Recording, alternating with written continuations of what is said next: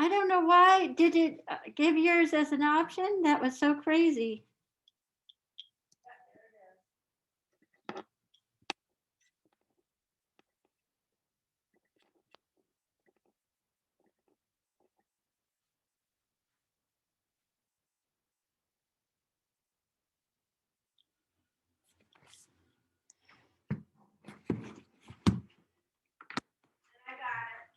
Wonderful. Yeah. Woo. Thank you, thank you. Yeah, it's all set, good to go, I am happy. Wonderful. I'm gonna, is this select board meeting gonna be bothersome? Should I can go to my other office. Yeah, I'm good, so, I mean, I've been through everything, I just gotta.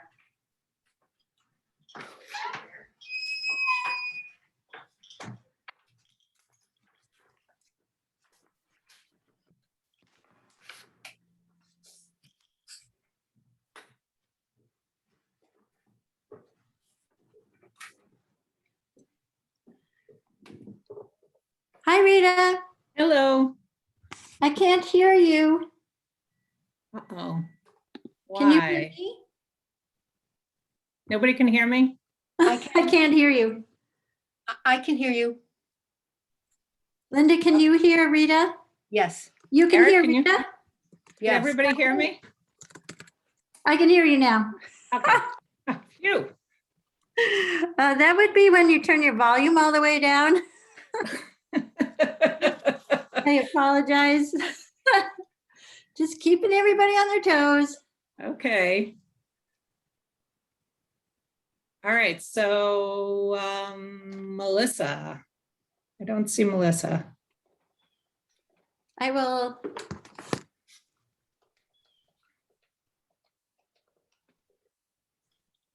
See if I can find her.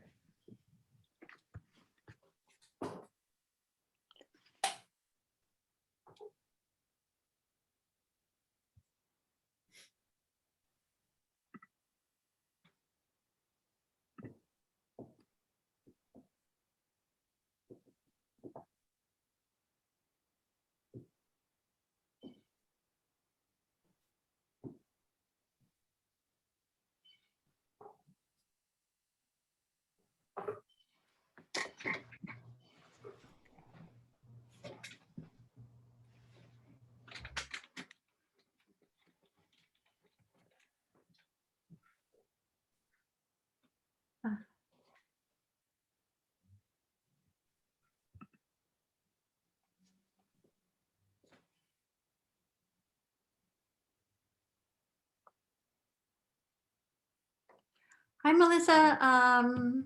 Just looking for you. Bye. So why don't we just wait another minute and see if she joins us. She's probably coming from Amherst, right, from work. Yeah, Yes, Tuesday, Thursday, she has, yeah. she used so to be in Amherst, okay. Yeah.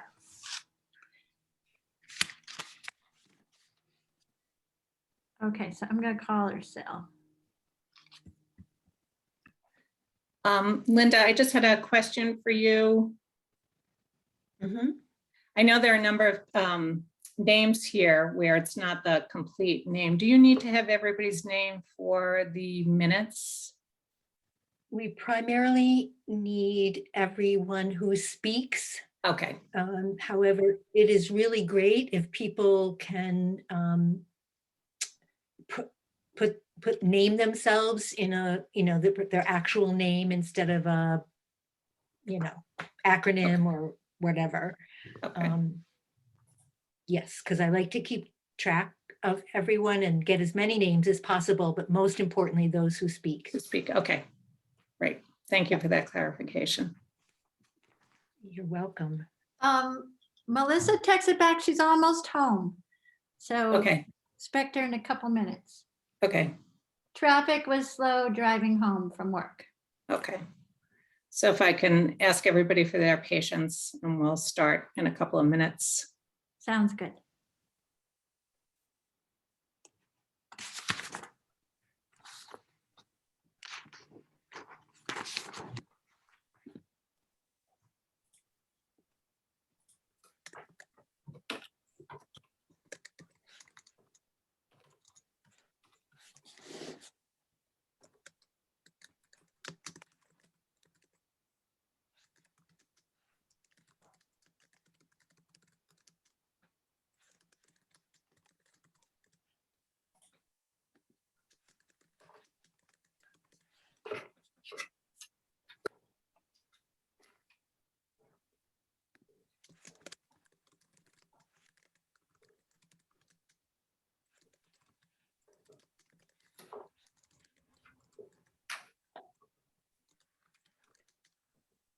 Rita, when we go over the policy, are you going to want that up on the screen? Yeah, I think it would be good to have it up on the screen. I also was trying to print out the, actually the first page of the KP Law background piece on, Yeah. and The I wasn't able to do it. It's just, I wanted to be able to reference it in terms of just the privacy considerations. So I don't know. It might be that we might need that too. Okay, I'll get those ready. Okay, thank you. I'm trying to think if there's anything else here, any other documents that, I don't see anything else immediately that I think we'll need to share. Becky, this is David Green. How are you? Can you hear me? Yes, how are you, David? I'm good. I am that ridiculous name, Herons. That is my fantasy baseball team name, and I have no idea why it shows up on this Google thing, and I don't know how to change it. So I just wanted to put that out there before the meeting started, and I apologize. So Herons. That's Would me. you like that to be changed? Yeah. You know how to do it? Yeah. Just put my name in there, please. I feel very silly. I'm sorry, David Green, my brain's fried today. That's correct, Becky. Okay, I just wanted to be sure. David Green. Hi, Melissa. Hi there. Hey, Melissa. So I'm gonna go ahead and call the meeting Shutesbury Selectboard, September 14th, 2021 to order. So the first item on the agenda is for public comment, and I ask that if you have a comment, please raise your hand. And we don't have a long time in the agenda, so if you can limit your comments to anybody to 2 to 3 minutes, we'd be most appreciative. We have a pretty full agenda this evening, but as usual, we like to give folks the opportunity to make comments at the beginning. So is there anybody who's attending this evening who would like to make a comment?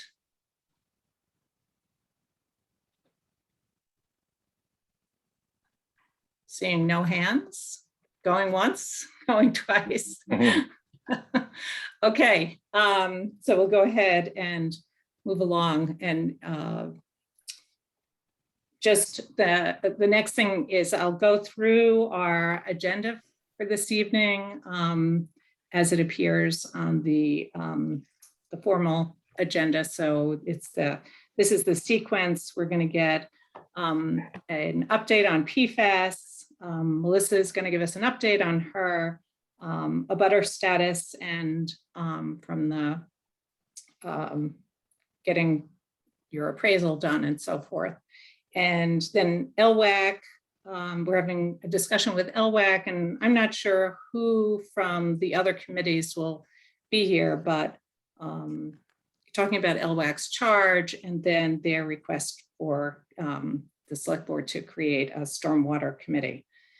We're going to go through COVID employee policy draft, then discuss the future of the fire department, select board vote on redistricting, which is a state requirement.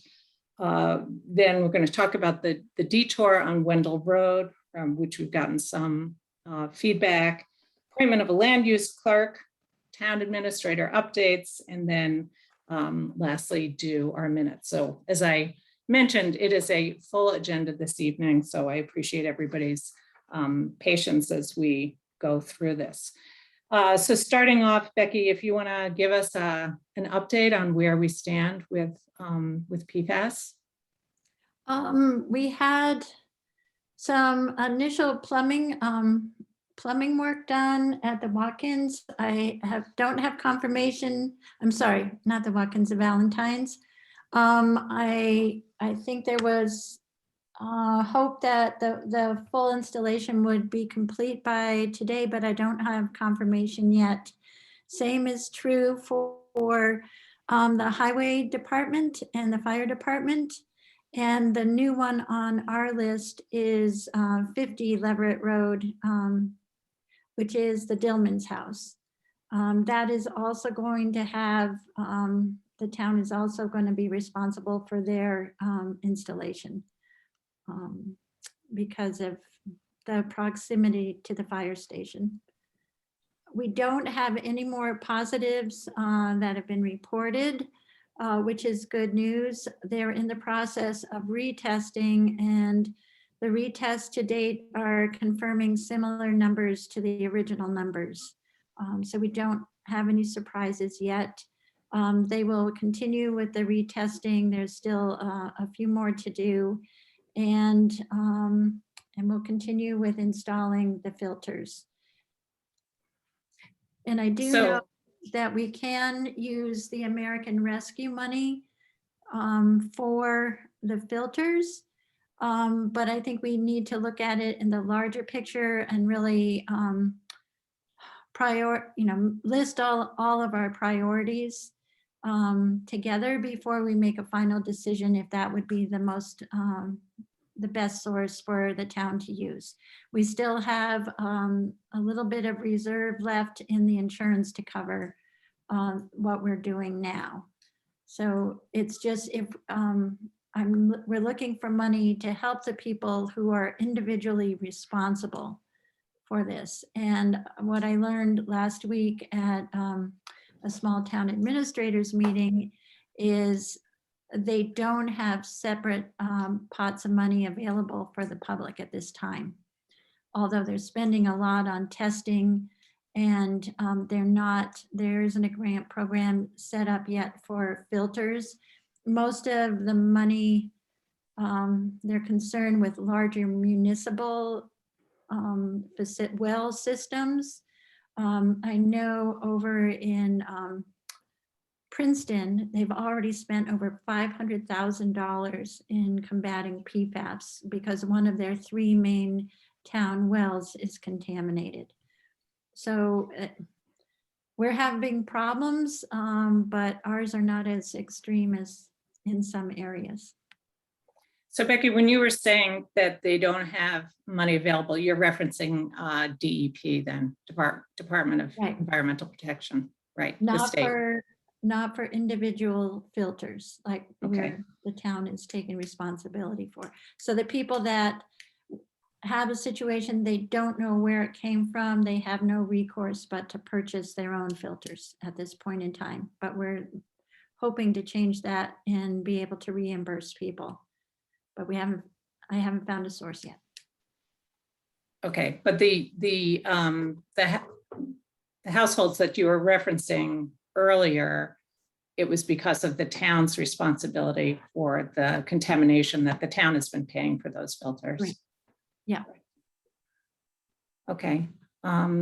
Melissa, Eric, questions, comments? No, that's a good update to me. I mean, that's seems succinct. Okay. Okay, great. All right. Melissa, Hi. how is it going? So I've been waiting for the appraiser to get back to me on a time when I'll have the report, but there could be another conflict of something, and I've called the ethics board just to see if it is or not. So I'll have more to report on that later. I'll let Becky know as soon as I find out.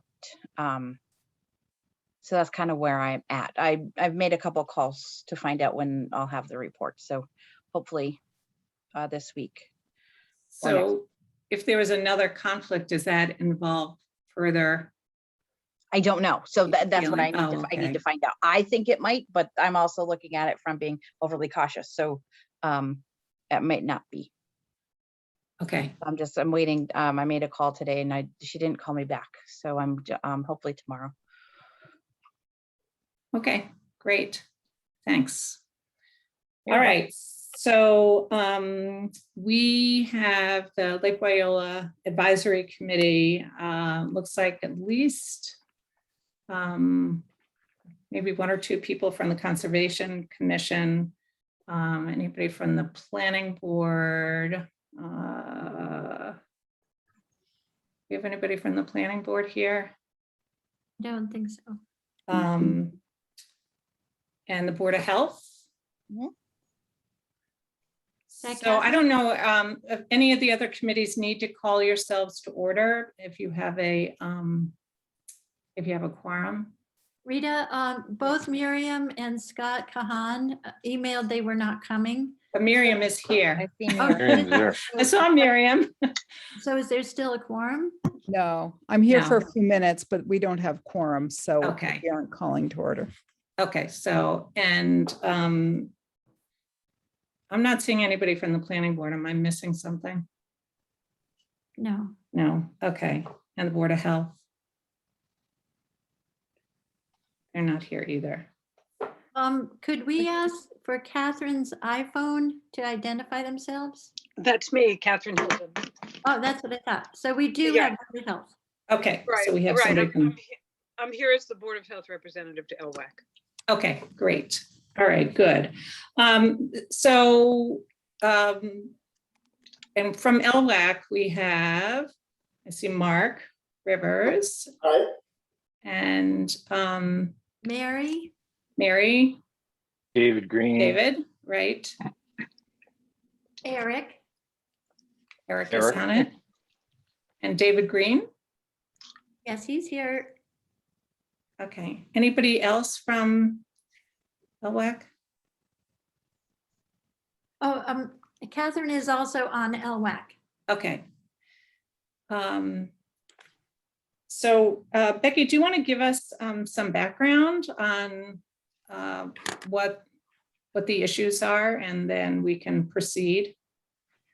Okay, so some months back, I think it was in December, Mark Yes. originally emailed the select board inquiring about a stormwater committee. This issue is problematic, given the fact that it involves the area most impacted by stormwater is the area around the lake. And most of the roads around the lake are private roads. And then you have town paved roads that surround it like a skeleton. But it's the issue is, how does the town deal with discussing and working with the owners of private roads? And how do we bring ourselves together in that conversation in a way that's legal? We originally reached out to Donna McNichol. Donna is town council, who ironically has a home on Lake Wyola. But she had real reservations and concerns about the town activity. So she sent us a letter that included references to statute that explain that we can't just automatically, the town can't just do work on private roads. So Mark, would you walk us through what your committee was originally asking for Sure. in your letter? Sure. So the issue is that silt and sand contaminants are getting into Lake Wyola. In some cases, the water starts on town roads and flows over the association roads, private roads. But the bottom line is that there's contamination that's getting into the lake. There's been at least 4 studies that documented this over the last, say, 20 years. And so we're looking for, really what we're looking for is for the town to partner with the association, the Lake Wyola Association, Lake Wyola Advisory Committee, and to look for funding to develop a plan to how to deal with it. And it's getting worse over the years. And we know it's not, we know it's not the town's responsibility to work on it, but quite frankly, no one seems to know what to do. And so, what we're really looking for is a town committee to be formed with those who have expertise in in both political and technical expertise and in obtaining funding from various other sources to develop a plan, such as FERCog or the state DEP or whatever organizations are out there that can help us out. And once that plan is developed, then the town can take care of their roads, possibly the association can take care of their roads, but at least we're working with a master plan that will help us get to the right solution. It's not unlike the dam management committee that was formed when the town was rebuilding the dam. One difference that was, the dam is owned by the town. Okay, that's one. That is absolutely one difference. Yes. Which makes things a lot simpler. It's the ownership issue that Donna kept going back to. So I'm wondering, I just want to read, I did send this to you, Mark. I think you should have gotten it this afternoon, but the reference, let me just read this letter. Does anybody object to my reading the letter from Donna? Because it covers the complication. It describes why the issues are complicated and might lead us to finding a solution or a way forward. Miriam, do you have a comment? Yeah, I do have a comment. And I just, just to give some context for the Concom's perspective, and I'm sure, the Board of Health has its own challenges, but we get individual complaints. And wow, there's a lot of noise going on here. Sorry. We have gotten complaints from individual landowners around the lake, and we're not in a position to impose conditions upon the private road or just on residents and their driveways, if their driveways are contributing or they're grading on their properties. So there can be individual situations on a case-by-case basis that the Conservation Commission could have some jurisdiction over, but we don't have global jurisdiction, but we do get complaints. And it's, we certainly feel for the people who are bringing these concerns to our attention. And, we would like to sort of help people find resolutions, but much of it is outside of our role. So I just want to throw that in. Thanks. Eric and Melissa, do you have any issue with Becky just going through the? No, it seems to me that that's really the crux of the issue to me is, Sure. Okay, what's possible. I'm certainly up for doing something, but if it's not legal or whatever, then we can't. So yeah, what's Donna's opinion, I guess, is the question. Okay, I have reviewed the letter to the Select Board from the Lake Wyola Advisory Committee and have the following information for the board. And this information April shared, I understand April shared this with LWAC prior to the end of her term. The letter requests that a committee be formed to address the stormwater runoff and its associated silt contamination over unpaved roads around town and in the Lake Wyola watershed. In order to properly respond to this request, the board will need a little context. One of the most complex issues in municipal law is the issue of private ways versus public ways and the different categories. To make things even more confusing, there are two types of private ways in Massachusetts. Ones that are truly private ways and can only be used by the property owner or people granted an easement over the private property. The other are private ways, not necessarily maintained by the town, but which the public use consistently for access to properties. In order to even begin to address this request, the Select Board will need to determine whether the request is for actual private ways used by the public, or public ways.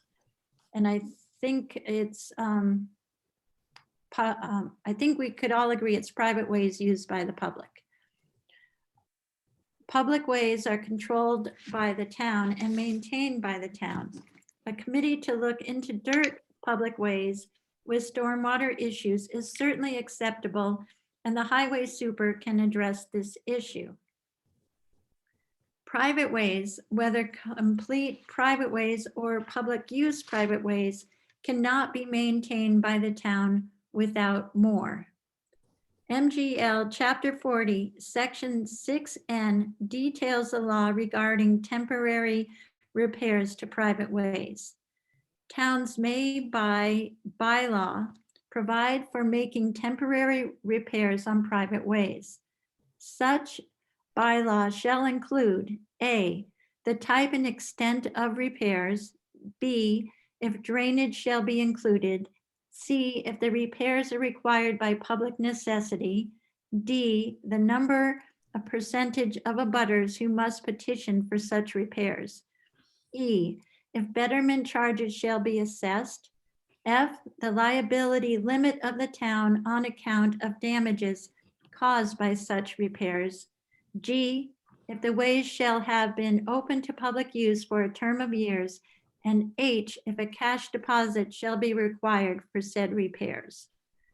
While the town certainly can set up a committee to look into the above issue, the committee will need to understand that without a bylaw detailing the above provisions, no work can be done on private ways by the town. And further, that it is the highway department's jurisdiction on what to do with public ways that are dirt roads and have drainage issues. Please call if you need further information. So I think that's one piece that we would have to consider figuring out. I think the focus to start with by Mark and LWAC is to look into a plan, but we have to solve the implementation issues at the same time. I also sent out some background history about LWAC and some information about the Lake Wyola Association. LWAC was originated in 1991, and one of the purposes listed on its origination was a road, helping to develop a road maintenance plan. The association also has a roads committee in its bylaws that is, and its purpose, it says, is oversight of a road maintenance plan. There is, to my knowledge, no road maintenance plan for Lake Wyola at this point in time, despite these committees being organized around this purpose starting 30 years ago. So it seems like that is one thing that really needs to be addressed to even start talking about the stormwater issues. And then we can work back from there. I see there's two hands raised, Rita. Oh, okay. I'm not seeing them. Jennifer Wallace and Penny J. Okay. We'll take Penny first. You can unmute yourself. Hi, this is Penny. When I was on the Conservation Commission for 20 plus years, I would say at least a third of the issues that come before the commission are projects around the lake, and I would say at least half of those have to do with the roads. And I agree that there isn't a maintenance plan, but what my sense is that Mark Rivers is asking for is for town expertise to help develop a maintenance plan. I don't think, and Mark, you can correct me if I'm wrong, but I think they're just looking for help to get started on this.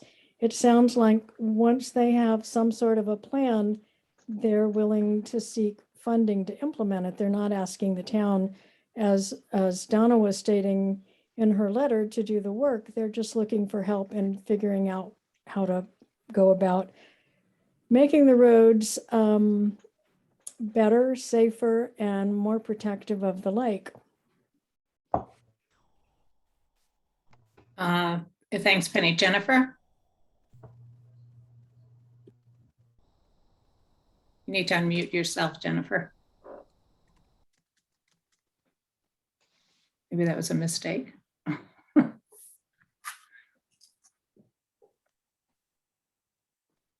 Okay. I still see a hand up, but anybody else from the Lake Wyola Advisory Committee or the Lake Wyola Association who wanted to speak to this? Hi. Donna? Hi, thanks. I'm, Just if you could identify yourself. yeah, I'm sorry.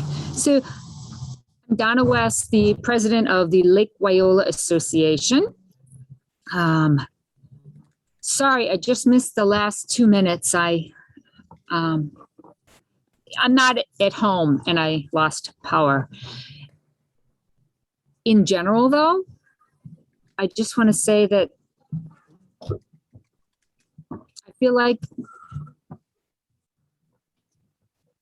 it's a community and a town issue. It'd be so wonderful just to all work together, get some funding, get it fixed. I'm happy to do my part.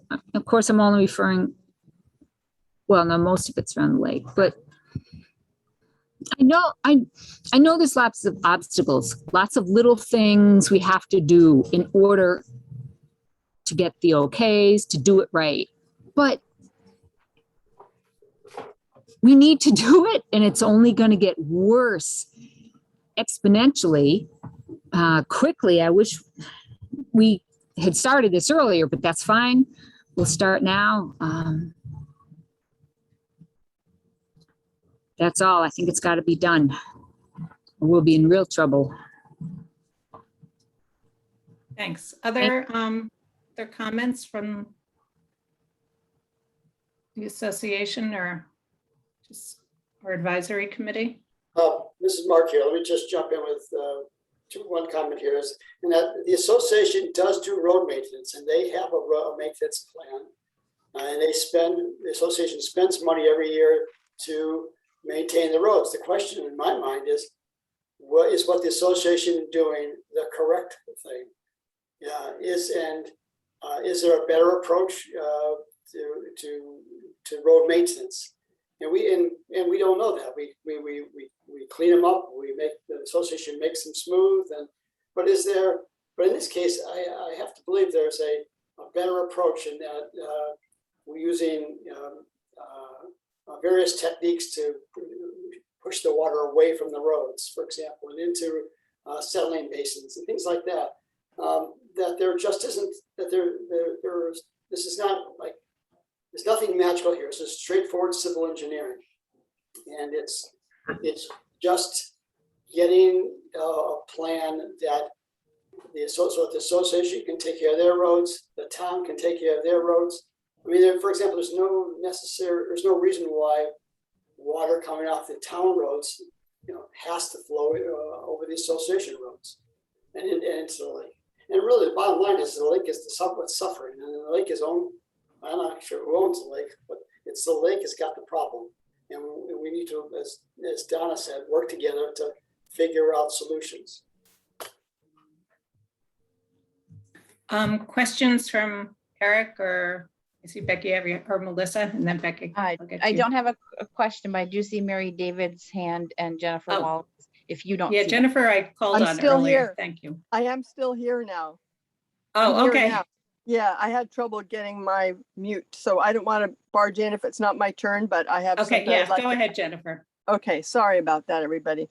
I just want to add the context. I totally understand the perspective of the attorney and the legal restrictions on doing these things, and I think what Mark said and Donna both sound really right to me, which is it's not a request to do work on the roads. It's a request to coordinate efforts to basically protect this major resource that's part of community preservation planning and open space planning in the town, and that it flows over town roads and association roads, it's all part of the same ecosystem.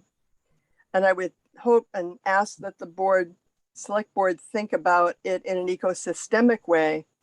And when it gets down to implementation of suggestions, that's when these territorial needs, legal considerations would come into play. So I just wanted to raise the bigger picture context in which this issue could be looked at. Thank you. Thank you. Mary? So I have some comments that are similar to that.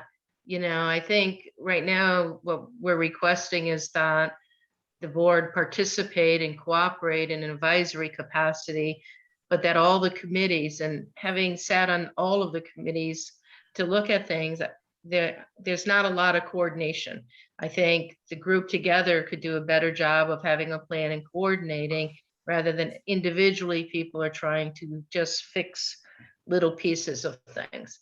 And I do think it's a benefit to have, that it would be a benefit to have all of the different committees work together to help develop a plan. You know, sitting on my road, I see all individual people filling holes differently and, you know, digging out culverts and things. I don't think it's a coordinated effort. So I am very in support of trying to put together a committee that could help address these issues and set a plan to go forward. Thank you. Thank you, Mary.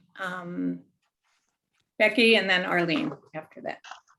So I guess part of the point I was trying to make earlier is that I believe LWAC already has within its charge the responsibility to help coordinate this work. That's what I've found by looking back over the history, and which, you know, LWAC was created to help coordinate lake town projects and issues. So if this is, you know, right now you guys work on the environmental issues like the egg addling, water testing and those things, and so does the association. And there's a coordination between the two, but I'm not sure if a new committee, I guess a new committee would be needed if you know people, Mark, that have the expertise on road development that you're looking for. And if they exist in town, because as far on the town side, in the administration, we have a highway department. We don't have any engineers. I think, and to ask more of our highway superintendent to work and become a part of this committee, you know, we'd like to do on occasion, but to make him a full member of this board is going to be a cost to the town that we'd have to think through. So if, I'm not sure where the town expertise comes from. I know we can write grants once we identify what we want to do, but currently we have two organizations, we have the Lake Association that has road maintenance in their charge. And I know Mark said there is a plan, but I don't think it's the kind of plan that we're looking for or want to develop. So it's not a real plan. I know the town doesn't have a plan for the lake roads either, even though that was part of the original charge of LWAC. So I'm just saying, to start with, as we sort out what we really need, I think putting together a committee makes sense if we have expertise to put on that committee. But I think LWAC really needs to realize its origins and can really do some of the work to put this group together. Arlene? Oh, thank you. Arlene Clark, Forsyth Clark. And I just want to reiterate that I think it should be a community project. I mean, the lake is a jewel for Shutesbury, and I think the town roads spill onto the association roads. And I agree with Becky, we need to get some experts here. And how are we going to pay for that?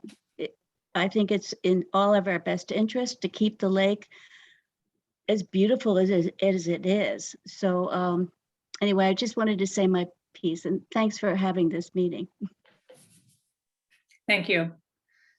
So questions from Eric, Melissa? One question I have is, I'm really unclear sort of what Donna's talking about, which it seems to me that whole paragraph about bylaw provide temporary repairs on private ways. It's I don't know, it's a little crazy. It doesn't tell me anything. What are temporary repairs? I mean, I don't, first of all, let's start with that one phrase. What are temporary repairs? I don't even know what they are. And you know, if you're fixing a road, you fix the road. Hopefully it's not a temporary repair. I mean, you're fixing the road. Yeah, they're So I'm dirt a little- roads, I'm a that's little true. Every I'm a repair little on a dirt road is temporary. Yeah. I live on a dirt road. Believe me, I love dirt roads, and I've lived in them for decades at this point. But I'm a little unclear. For example, just going back to the question of what's legal and what's not legal, I'm a little unclear on whether or not what Donna's saying is if we pass some sort of bylaw that makes it legal. I don't know what she's saying here. That maybe I can get some clarification on that. Do you know, Becky, what she's talking about, or I don't get it? I know Rita wants to jump in here too, but I Yeah. think the issue is we can't touch the dirt roads at all unless there's a bylaw that clearly explains how and why and to what extent town resources are spent on private ways. And it includes the idea that it could be a betterment situation where if the town were to to implement a plan and upgrade the town roads, it would be for a cost that would be assessed to the residents of that area and to the association. So it's the whole premise of the bylaw is to structure an accountability of how municipal tax dollars are spent on, or resources are spent. And whether. So I guess my question is, I understand we can't physically touch the road. Can we have this committee? Can we have a committee that looks at what could be done? That's what's a little unclear to me. Well, I think just getting back to the bylaw, I mean, my reading of what Donna presented was that in fact, we could provide funding to do some improvements if a bylaw was passed and then the type and extent of repairs were described in the bylaw.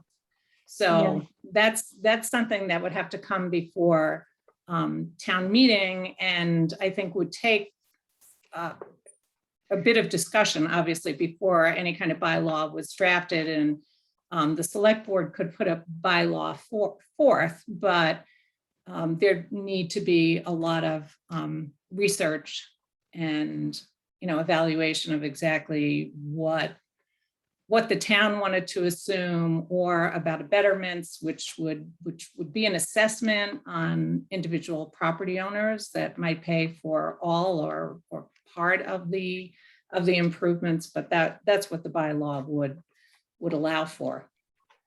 I don't know that, I mean, that's sort of maybe part of the longer term solution, but getting back to what Mark had presented originally was developing a plan. And I still have some questions about what developing a plan would really look like if in fact, we don't have that expertise, we don't have engineers, like town engineers, all of that would have to be paid for. And we have real limitations with our highway department. They're already overextended. So I'm not sure, who would put a plan together. And I'll be quiet in a minute. I do agree that Lake Wyola is a real treasure, and that we need to, be looking at ways to ensure that it stays, you know, a viable, healthy, wonderful recreation area that it is, and a beautiful setting for a lot of Shutesbury residents. So it's in everybody's interest to kind of come up with some solutions. Obviously, we need to do it within the confines of what's legal and what our authority is, which really is, there is none over private roads. And then the one thing I might add to that too is, I know we're focusing on the lake area, but there are other private roads in town, and does that open it up to those too? You know, Well, I happen to live on one. I happen to live on one that the residents, that we spend money every year or two improving, and for the very same reasons that you have at the lake, which is there's runoff of Wendell Road, which deteriorates our road. But we as property owners spend the money to improve that. Can I just say one thing that probably the fact that those town road, the water runs off the town roads is certainly a factor, but the bottom line is the lake is at the bottom of a hill. So whether there was a road there or not, the road, that's where the water is going to go. That's what I'm saying. Yeah.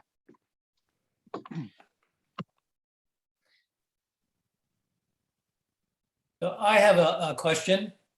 Sure. Stephen Can you Dalmas. just identify yourself? And Yeah, Stephen Dalmas, 48 Lake Drive, Lake Wyola. My understanding is that the town owns the lake. Is that correct? It's a great pond. It's a I'm great sorry? pond, so it has to be held public. It's a state designation that makes it mandatory that it stay open to the public. And there are some parcels of town land under the water, but not the whole thing. Okay, so this state parcel, I mean, is benefits us all. So, and it seems like one of the big concerns is sediment that's finding its way into the lake, often from our roads, the Lake Wyola roads. But it would seem to me that the town has an interest in maintaining the lake as much as the residents do. And I guess that's what I have to say. Thank you. thank you. Other comments? I would like to, Sure, Donna? Sorry, I couldn't find the little yellow mitten to raise the hand. Thank you for acknowledging me. So this is complicated. And the way to move forward is to discuss the issues, figure out, so we do need this town bylaw, and we need the highway department's involvement a lot. So let's get a committee working on this. I mean, all of us just talking is great.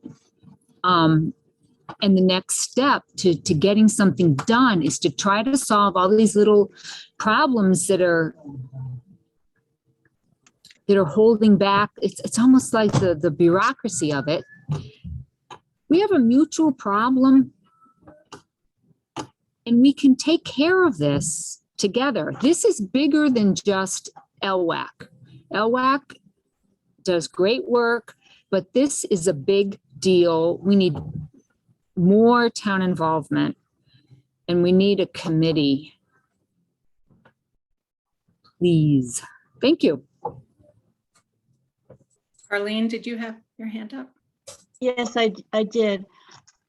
I was wondering if it would be beneficial to get some kind of a cost estimate to look at the roads that have the most need right now and start there.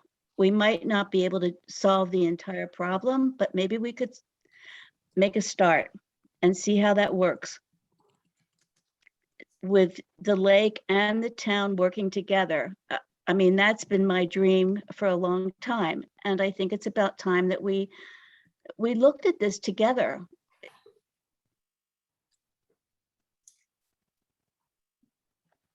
Mark Okay. Rivers has his hand up, and a gentleman in a red shirt. I don't know who he is, Rita. I'm sorry, say who had his hand up? Bob Douglas. Bob Douglas. Okay, Bob. Great, thank you very much.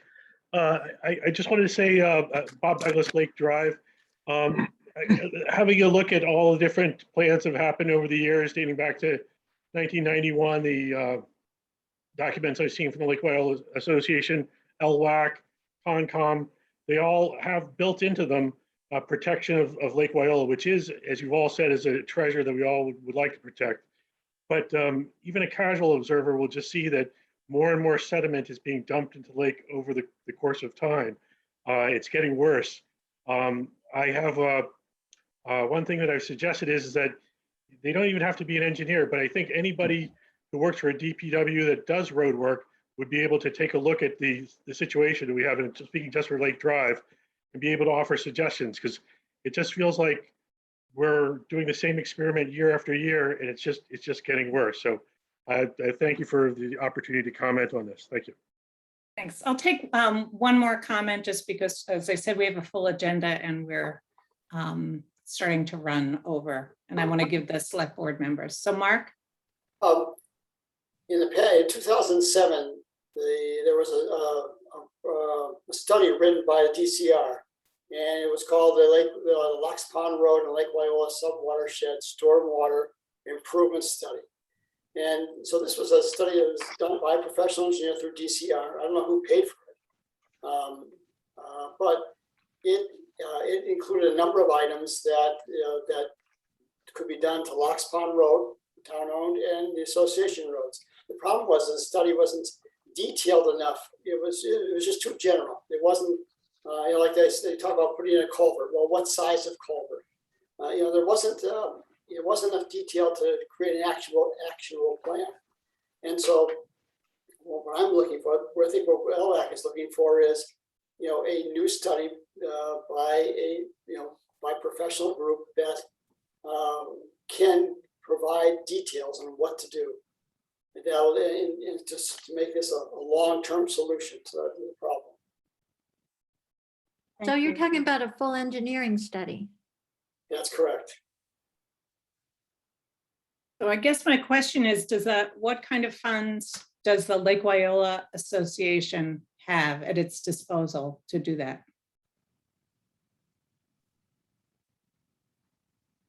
We don't know the price. Well, but what, I mean, yeah. Our emergency what if any- fund. What if any funds? I mean, the town doesn't have anything and really can't, because these are private roads, can't pay for it. So that would mean, looking elsewhere for funds, I think, as Mark was suggesting, but, maybe working with the, working on a bylaw, something could come up, but, for the engineering costs, that's, is that something that the Lake Wyola Association, which owns these roads, has money available to it? We might have a third available, and I'm just ballparking. I don't know what the engineering study will cost. We have 16,000 in our environmental fund that could be handed over to this. We'd have to do a capital campaign fund or something on top of it, because I'm sure it'd be at least double that, I'm guessing. Well, there may be some alternative ways. You could look at the local colleges and such to see if they might have some engineering students who might do some of this work for you as part of an internship. Just a thought, if you're heading down that direction. Eric? Oh, that's a good idea. I think that's a great idea Melissa has. Yeah. I don't know if that will do anything, but it's a great idea.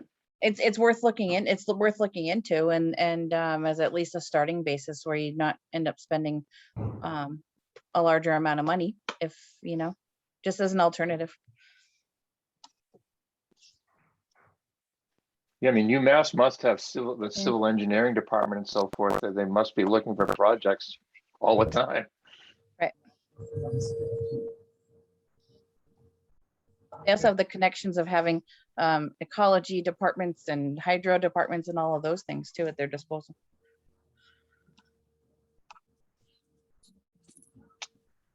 Jen Wallace and Penny Jakes have raised their hands again. Okay, and then we're gonna kind of wrap this for this evening. Hi, you So- ready for me? Yes. Hi, Jen. thanks again. I just want to really thank the time that you've given to this discussion and to say just one more time that clearly there are things that the association needs to do on its own.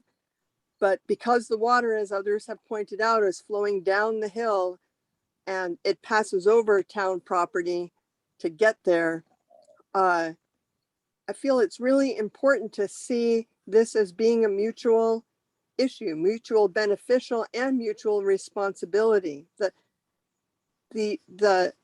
The authority or the responsibility for implementing changes, that is bifurcated, and there's no question about that. But even anything that Lake Wyola Association came up with might have to involve town property. Mhm. So why not get a coordinated effort from the get-go, acknowledging, these limits that are going to exist on implementation. So I just want to put in another vote for partnership on the planning and problem identification stage. Thank you. Thank you. Penny? Just a quick note. We met with Mark Stinson at a Concom meeting in August, and one of the things he said is the problems that are being discussed tonight are discussed at every small lake with residences around it all over the state. And so I don't know if LWAC has tried to partner with other lake communities to look at ways to find solutions for this. That was one thing. And then the other thing that Mark Stinson mentioned was some DEP grants. There's a 319 non-point source competitive grant and a 604B grant program for water quality management planning. And Becky, this is sort of a question for you because he thought those went through FERCog. And I guess that I'm just raising them as a possibility. And the question is, because the lake roads are private roads, can they access FERCog resources? I think they have to flow through the town. Okay. They did Are you last time familiar when Bill Elliott brought in the 319 grant. It was managed, I think, through LWAC and through Bill. Okay. And that's why I was suggesting that LWAC really look at their roots. I'm happy to work with them in exploring grants that might be available as we sort out whether it's really a stormwater committee that we need. I think LWAC needs to really look at all the responsibilities and role that it already has to help structure a good solution. Tracy McNaughton has her hand up now. Oh, okay, because we're really trying to wrap this up. I But won't say Tracy, another person. I can see them all. I say apologize. one more. Tracy. Hi. Hi. Hi, Tracy McNaughton. Sorry, I got a new computer and I can't figure out how to get my camera open so I can't show my face. Just a couple of things. The 2007 Stormwater Improvement Study that Mark referenced, there were some recommendations given by Scott Campbell from DCR, who is the engineer from DCR who did that. And he did it for the town. I think Bill Elliott is the person who coordinated that. And it has quite a bit of detail, but the recommendation is that to implement it, you would need to hire an engineer who had specialization in drainage. But it is the study itself, I think it was sent out to, I know Eric at least got it. It has quite a bit of detail. So I think it's like a lot further along than it appears. The other thing is that as far as grant funding goes, not only does the town have the ability to do that, and just to say that this stormwater study includes things that are on town property and LWA road property. The Lake Wyola Association, being a public charity of 501c3, they became one in 2007. They also have the ability to apply for grant funding. So there's like two sources, which seems also like pretty good. Perhaps because this 2007 stormwater improvement study is already, in hand, the idea of UMass civil engineers, it gives a new person in the field perhaps a leg up. So that's all I have to say. Does anyone know if Scott Campbell does he still work there? He might be a person to talk to, number one. What would you do, Scott? He does. He still works there. As a matter of fact, I believe Jennifer Wallace was in touch with him in the last year or so. He's the one who recommended a certain type of engineer who could take over from the study itself. So he's definitely a resource.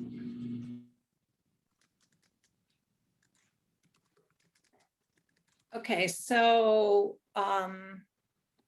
what is the pleasure of the other two select board members in terms of, I think the request before us was to appoint a committee. It doesn't seem to me that it's clear that we can do that, and I'm perfectly willing to do it. I think the idea of working together to solve this problem is ideal, but I'm not clear what we can legally do. Maybe I'm just being stupid about this, but I don't get it. Melissa, we have to do something. We have Melissa, to do something. did you have any further comment? Oops, you're on mute. I'm sorry, I muted it. It was a dog barking. I think that to go forward, I'm not sure what the charge would be, and specifically with specific tasks, if there was a committee or our favorite word of working group. And so I'm not sure. I'm a little bit with Eric, what can legally be done. We could do this committee and a study, but what could we do? So I'm not sure I'm exactly clear on what our next step could be. Whoops. Somebody's I think it's Mark. Is it Mark trying to speak? Nope, Mark's not unmuted. Yeah. So just in listening to everybody this evening, I guess my take is that we don't need another committee. What we do need is, we have a Lake Wyola Advisory Committee now, which has representation from a lot of all the key town committees that need to have it, and perhaps with the addition of at least some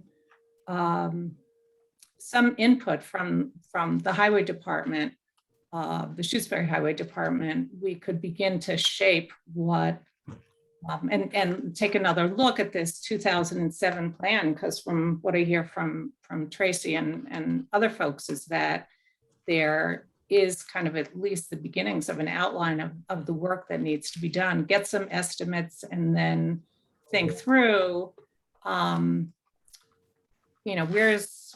the town's responsibility? Where does the responsibility lie with the owners, with the Lake Wyola Association, and then begin to shape some kind of plan, and also start talking about a bylaw as we're thinking through beyond the engineering. Then how's work going to get paid for, and separate out what's the town's responsibility, for MITS roads, and then what's the association's responsibility? Yeah, the biggest takeaway for me is that, I mean, LWAC isn't, as you suggest, Rita, is in fact that committee. It is that committee. I mean, it's it is got that the Board of committee Health now. on it, it's got the Concom on it, it's got the Select Board on it, blah, blah, blah, blah, it goes down the list.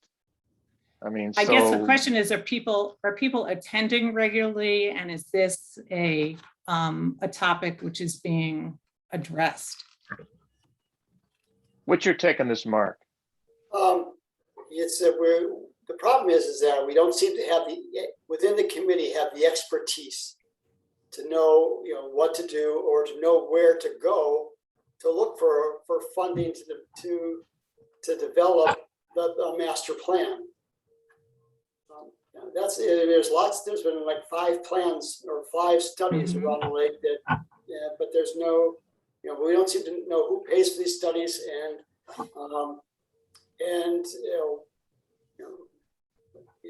we just don't have that expertise within the group. Is the problem.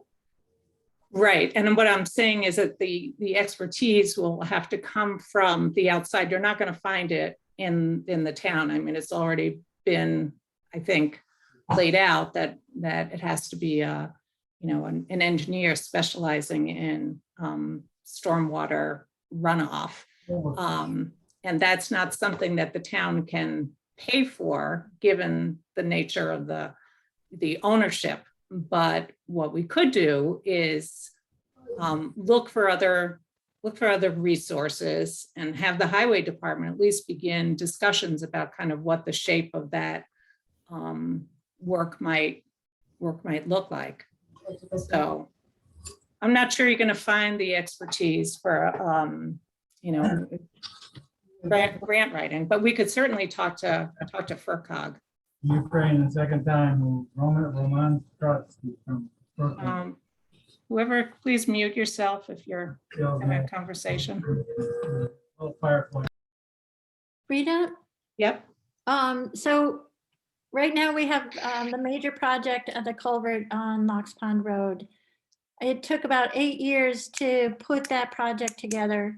Went through 2 or 3 grant rounds to get finally receiving a small bridge, a municipal small bridge grant for $500,000, which paid for $150,000 worth of engineering that went into that project.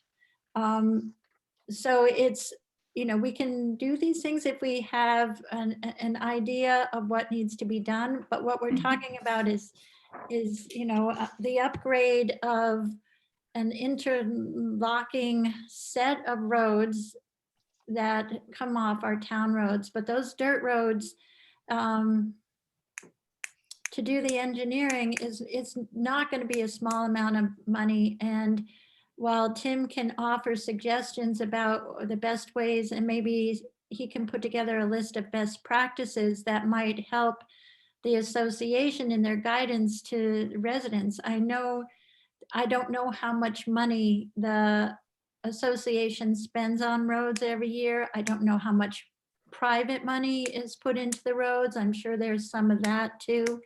But I know just to maintain our dirt roads, we're using every bit of funding to the highway department currently. So it's not like we could just take on the additional workload, but the planning, getting a group of homeowners together who's instrumental, Donna, in working on the roads committee now. And, we can set up and coordinate some meetings with the highway department to give suggestions. I mean, there's a couple things we can do right off the bat, but I think at this point, if that can be a priority for LWAC, and we can start there and see how we can develop it. And if we can find appropriate grant money, engineering money to start, you're talking about, it's like a little town of roads around the lake. It's not simple. And I imagine it will take quite a bit of work, but if we can start small, just on best practices, Mark, if you would accept that for now as we try to figure out step by step the best approach. I can come to the next few LWAC meetings when possible and see what grant funding we can find. But the town doesn't hire engineers without finding grant money either. And it's not always easy to find. But if we work together on this, I think we can get somewhere.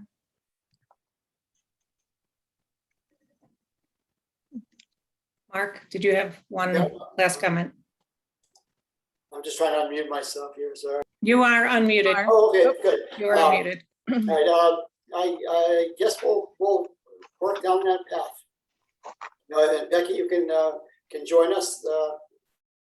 We can brainstorm other options, given your expertise of sort of town resources, town politics, and regional resources. Okay, great. And our highway superintendent. Okay. But you might have to not meet on a Saturday one time. So we don't have to pay overtime. We could have a 7 a.m. meeting during the week for LWAC. Is that possible? We have a meeting date established for the next LWAC meeting at this point? It would be the 18th. September 18th. Yep. Ooh. Okay, I'd like to try to come, if not to that meeting, to a couple of the meetings too.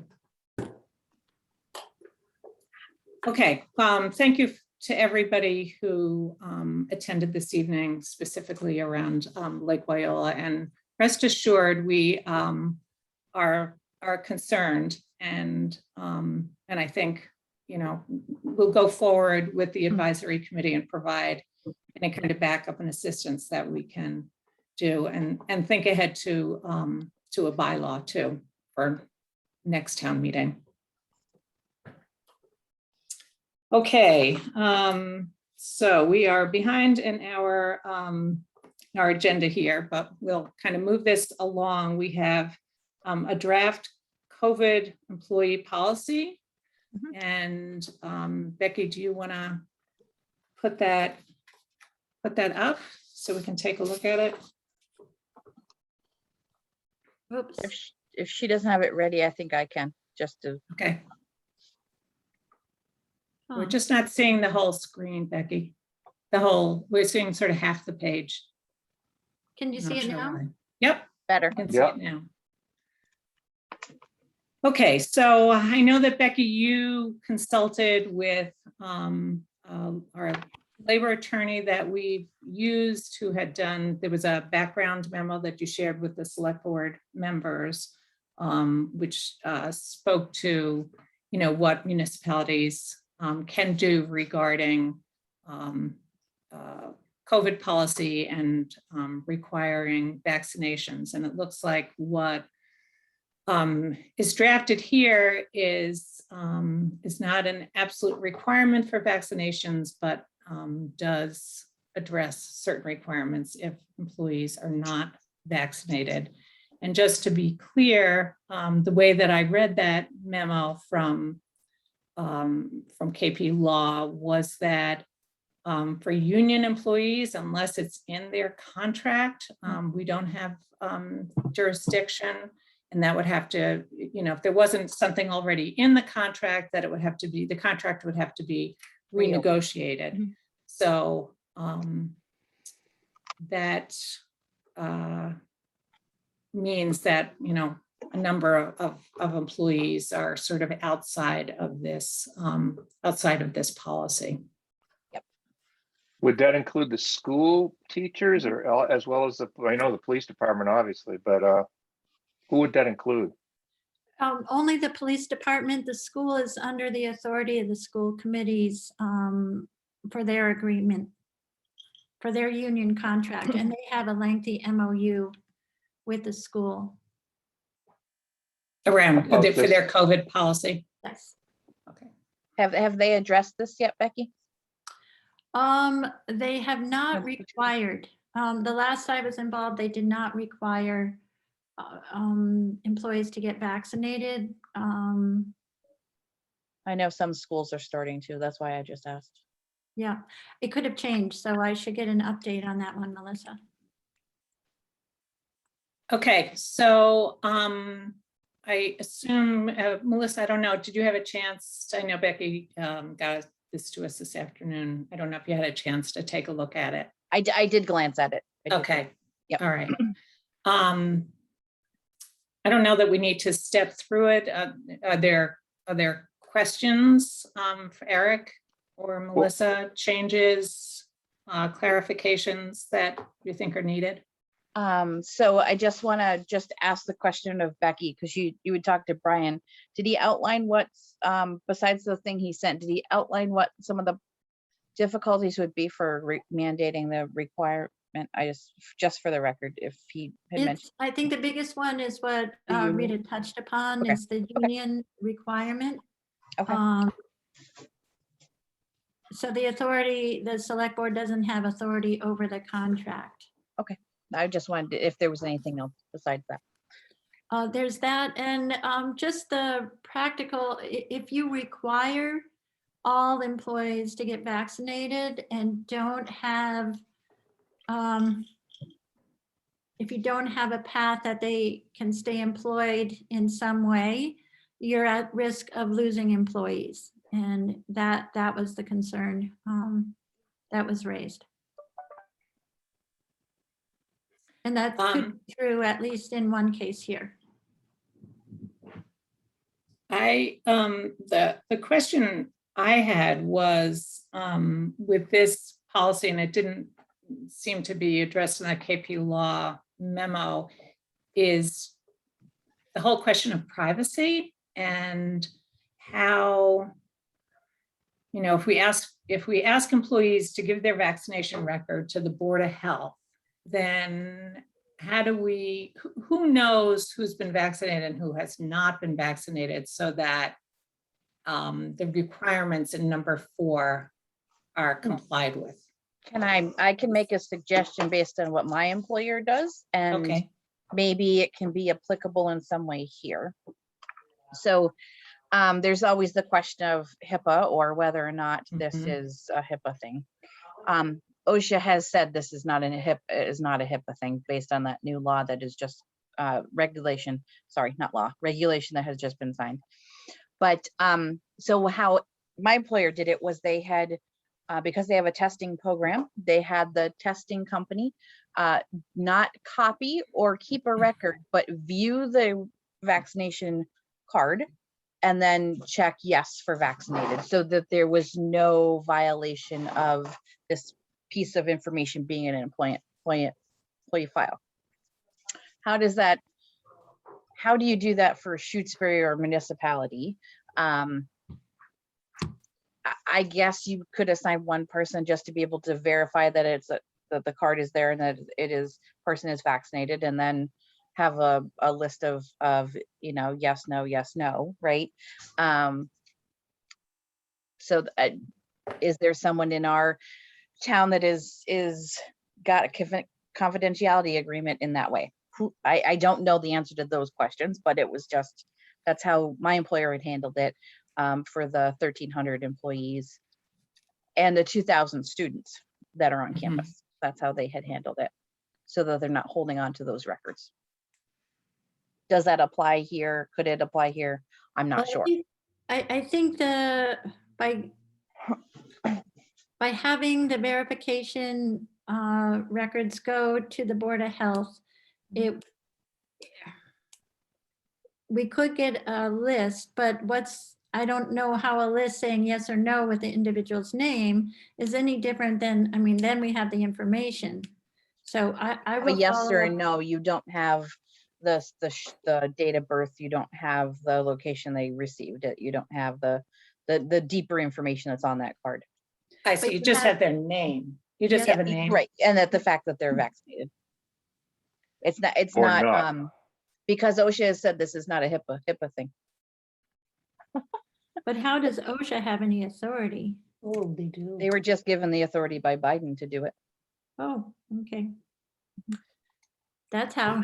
To require private companies that Executive can authority. mandate vaccinations and verify vaccinations for 100 employees or more. Okay, so maybe it could be, done in town hall without the Board of Health. Or maybe one person is assigned. I mean, you can do it, people could, do a Zoom where you can just visually see the card, where they wouldn't have to come to town hall. Yeah. They could come to town hall and show that person. Who would it be in town hall? Is it required to be an open record? Because, right. So if it's in town hall, is it required to be an open record? It's also a question. So that now people can request people's vaccination cards, right? That doesn't sound right. It becomes public information. A public document. Right. Right. So if a copy is kept, that is a possibility, correct? And that is a thing we have to think about.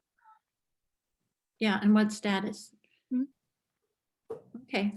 And I guess the other question is who's monitoring then who's responsible for monitoring folks who have not who've chosen not to get the vaccination, and whether or not they're wearing K95 masks, kind of those other. I think that might fall to supervisor. Yeah. Okay. Yeah, I think it would. Yeah. In my opinion, Okay. it would be supervisor. Okay, that makes sense. Yeah. Okay. I mean, my general comment about this is that it's still not strong enough for me. Like it says, the select board asks.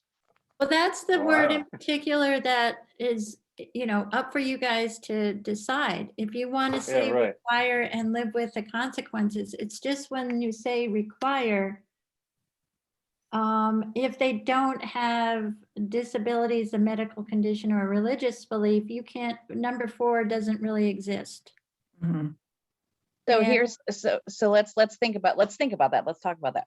So if we require all the employees in town to be vaccinated, unless they have the option of the medical waiver or religious waiver proven through a doctor's note or religious leaders, signed document that they are.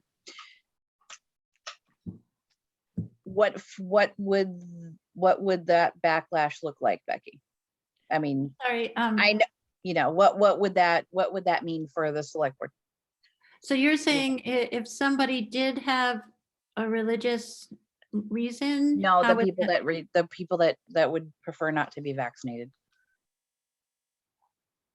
So basically, Melissa's saying if we accommodated those people who are listed in number 3. Right. What's the backlash for people who just don't want it? Right. Well, see, that's the problem. If you use the select board requires, you don't have number 4 and employees are terminated. However, just a thought, devil's advocate, we could make it mandatory and then give them 30 days to comply. If they don't comply, then there would be maybe something else, but that could also be an option. So it wouldn't be immediate. But it still would lead to the same result with that language. Melissa was asking what are we talking about? How many people do you think we're talking about? At least 1 to 4, 1 to 3. And they're all critical employees, essentially. All employees are essential. In town, yeah, in our town, they definitely are. I think they would feel that way.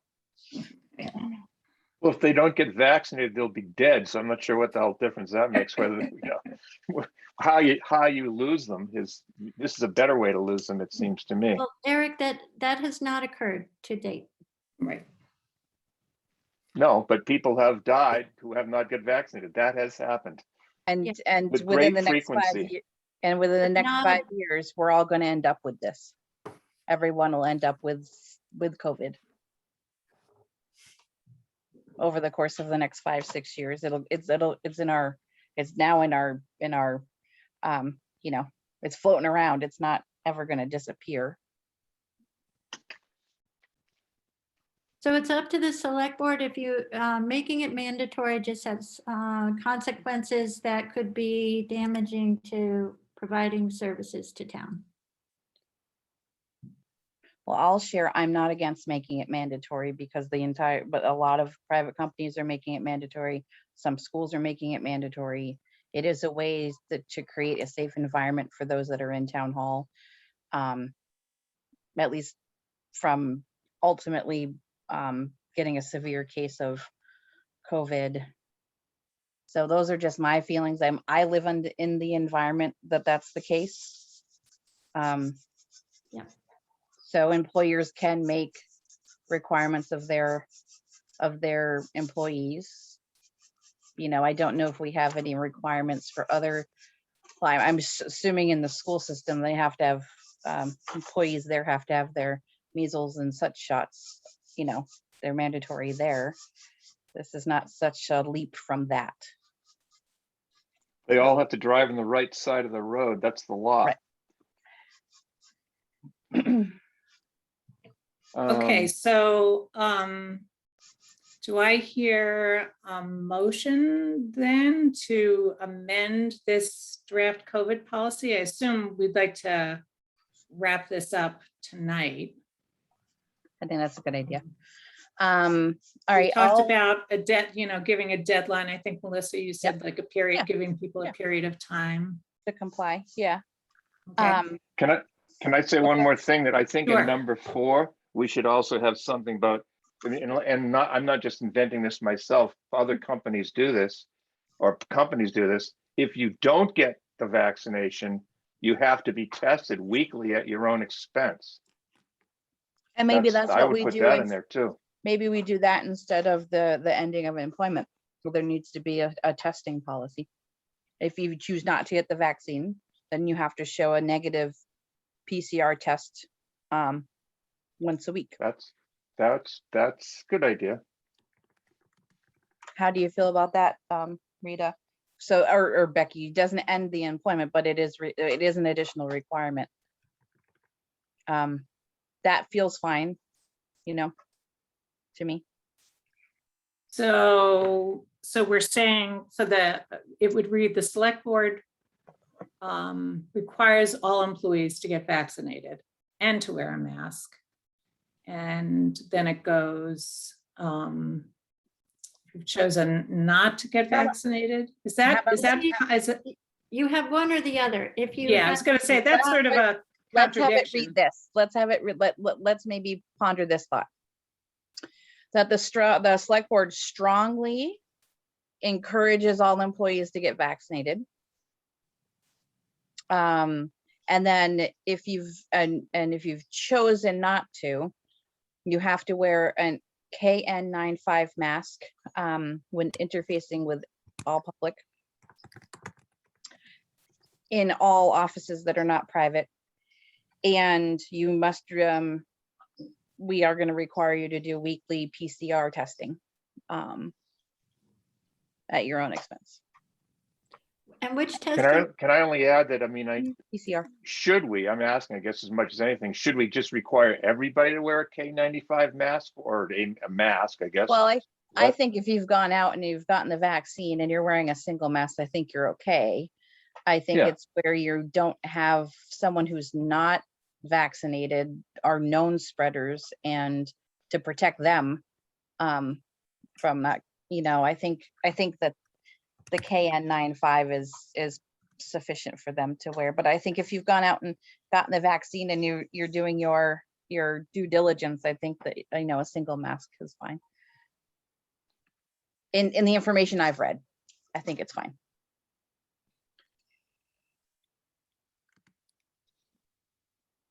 I'm just wondering if when you interface with other employees in the public,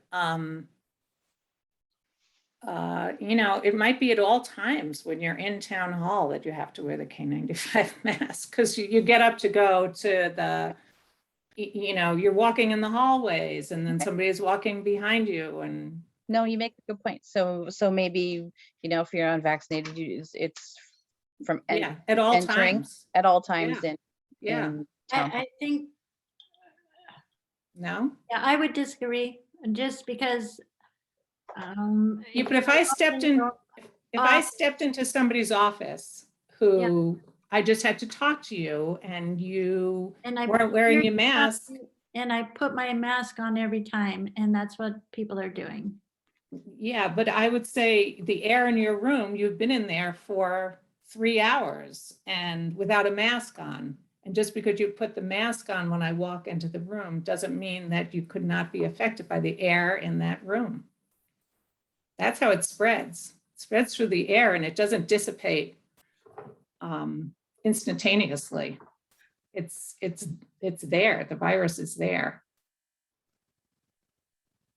That's why you wear masks. It's not just for the immediate, it's.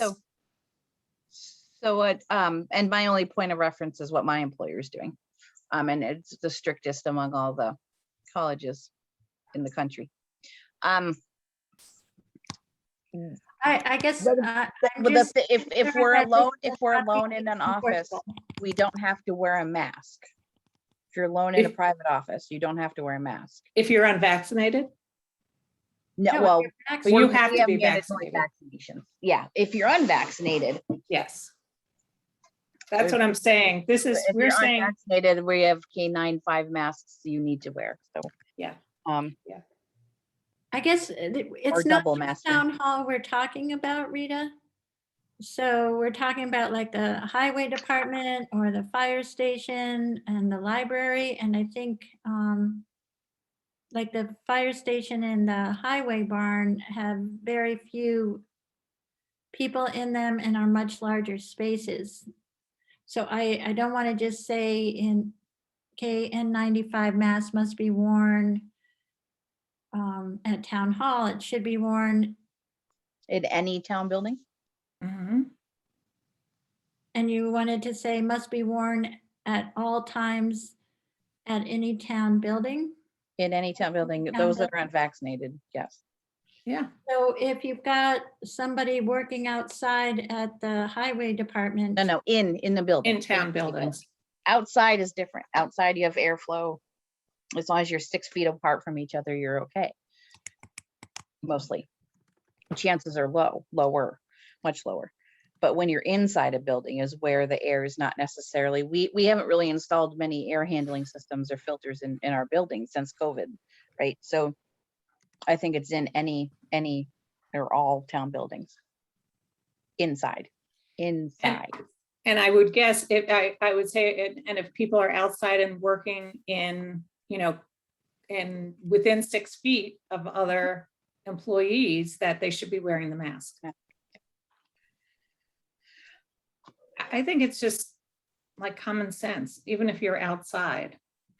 If you were working on a vehicle outside of the fire department or the highway, you could be in very close proximity to somebody and you could get sick. Not just with COVID. Right, that's true. Okay, so you wanted to KN95 masks must be worn at all times in all town buildings. And then a second one, KN95 masks must be worn within 6 feet of. If you are within 6 feet. Of another person. Mm-hmm. When social distancing of 6 feet is not able to be, that's not the way to say that, but I think you know what I mean. When mass when 6 feet of 6 feet social distance is not able to be maintained. Right. Right.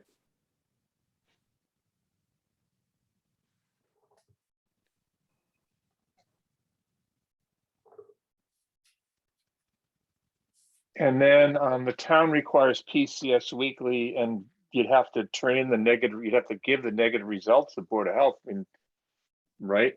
Or you'd have to, I think we want to have people prove that they've taken the test, basically. Yeah. The Board of Health. So there's also another test out there. I know Becky's typing. I don't want to disturb her too much. No, it's okay. For the next bullet line, if you experience COVID symptoms, we call it from work, there is an antigen test. CVS does them. 20 minutes, 20 to 30 minutes, you know if you have COVID at that moment. So if someone does have symptoms, we can ask them to do antigen tests so that we know if we have to do contact tracing. Is that a lesser or less reliable test than the PCR? The antigen, I think it is. not in the experience I've had. It's been pretty accurate. So I can't speak to its accuracy specifically. PCR is the more accurate. Well, it's also a longer test, so you can have a smaller viral load with this PCR than antigen. But if you're sick, you already have a viral load that's pretty large your body's reacting to.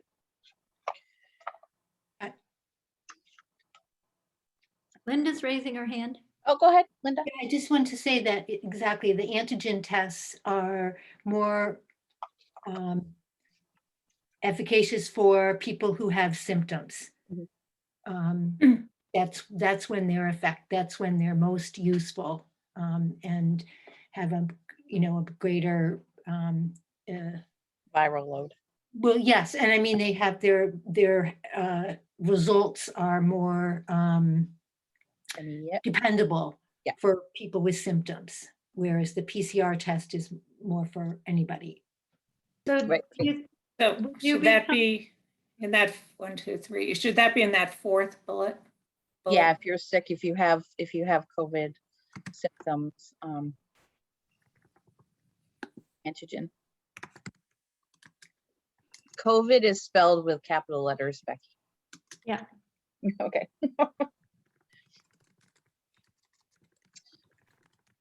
Is that acceptable? An antigen? I'm sure that's capital too. No. Not the whole thing, just the A and antigen, but COVID is all capital letters.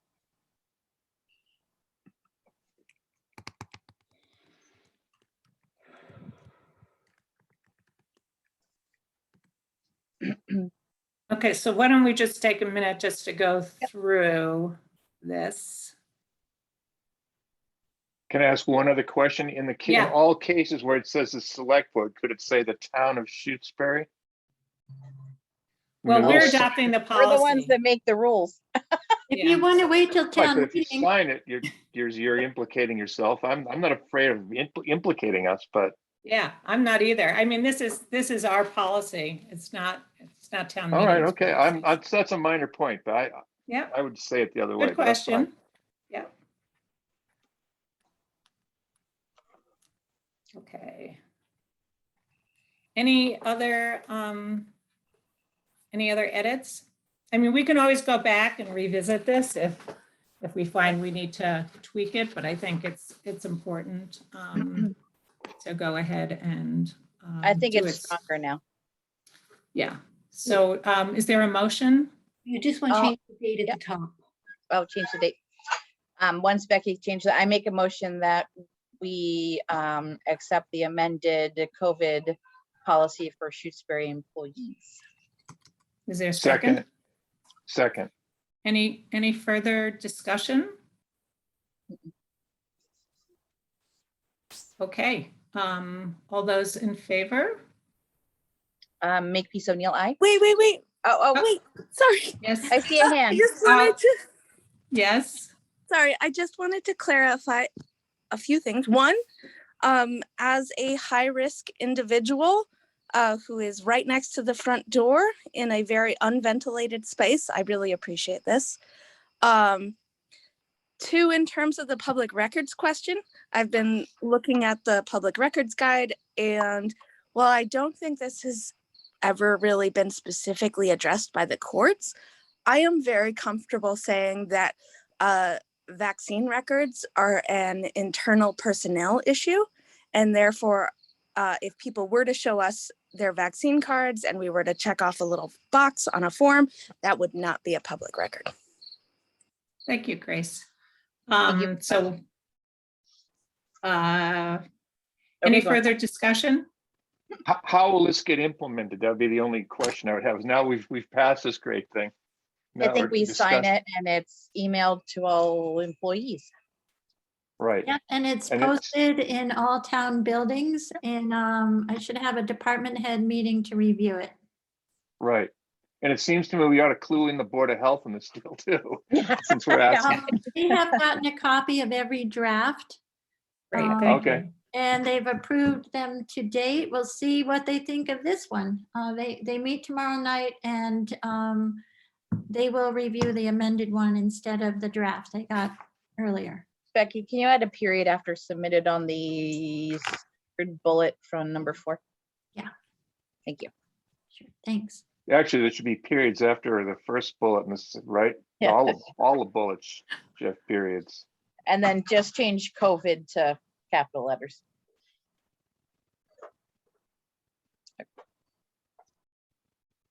Okay, Thank you. so I think we already had one vote here. Yeah, well, I'll give you in a second. Well, Do you want to call it again? Sure, okay. There's another COVID in the 4th bullet there. That's sort of, I think, the 5th bullet. I'm sorry. All right, so we have a motion and a second, and I think we've had good discussion. So all those in favor of this amended COVID policy? Make Signify. Steele, aye. Stalker eye. Farrell, aye. Thank you. Okay, and thanks for all of your input. I think it's a good policy, and as I said, I think we can, if we need to, revisit it and tweak it at a future time. All right, so the next item on the agenda is talking about the future of the fire department and putting together a what I hope would be a relatively small group of kind of key people to look at well, you know, we know Walter's going to be retiring. He's notified, given us notification, I think, at our last meeting. So looking ahead to how the fire department is configured and its role is something that would be important to undertake. And I would hope to see us do this fall. So I'm going to suggest that we have no larger than a 5-member committee to think about the fire department. Obviously, I mean, we have a police advisory committee doing research now. I don't think this needs to be nearly as extensive as that, but I think we need to have some discussion about what does our fire department look at post Walter Tibbetts. So discussion about ideas about who might be involved in that. And we don't have to decide this tonight, but I would like to do this. If we don't do it tonight, you know, by the next meeting on the 28th, get this kind of underway. So the first person I would nominate is the police chief or officer in charge as their kind of key, work so closely with the fire department, and a select board member, obviously. So if we were looking to, you know, upwards of 5 people, other suggestions as to who might be? Probably a firefighter. Ask one of the firefighters to be on it. Does that make sense? I'm not sure if we're trying to, I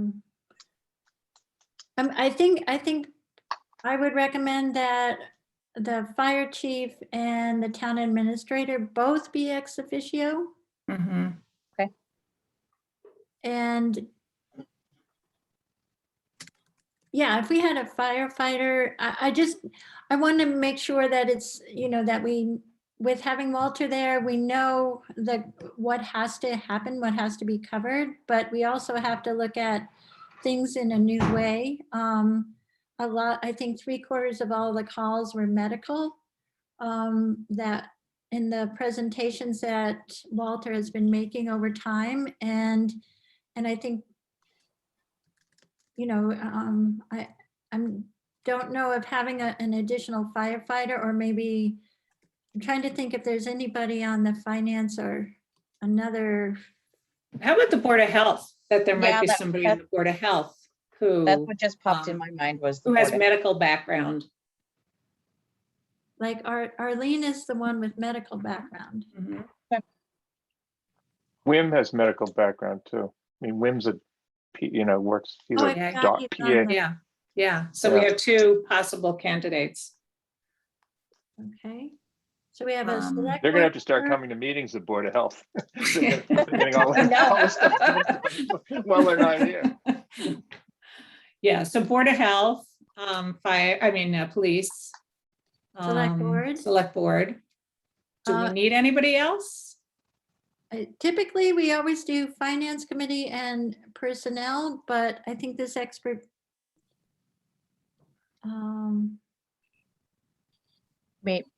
Maybe the. Well, the pers- recommendations are gonna come back to the Select Board. Yeah. Right. So I don't think it needs to be, necessarily needs to be, 5 members. We're just asking for some kind of research. Yeah, I Maybe think that's personnel. fair. What, yeah, and do Yeah. personnel.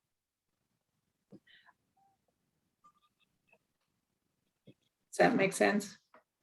I don't think you can do personnel without doing finance. Finance committee. Yeah, I Why, think because Becky? the tradition is so instilled, so if you do one, you should do the other, or if you have. Or other don't do either experts- one. Yeah. I'm Well, wondering. it does seem like if by chance the end result was a recommendation to reorganize the department in some way, it could have serious financial implications one way or the other. Yeah. So I don't think it's a bad idea to have someone from the finance committee on there.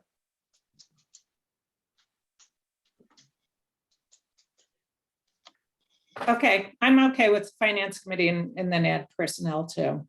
Okay, And then we just need to define the charge for this group. And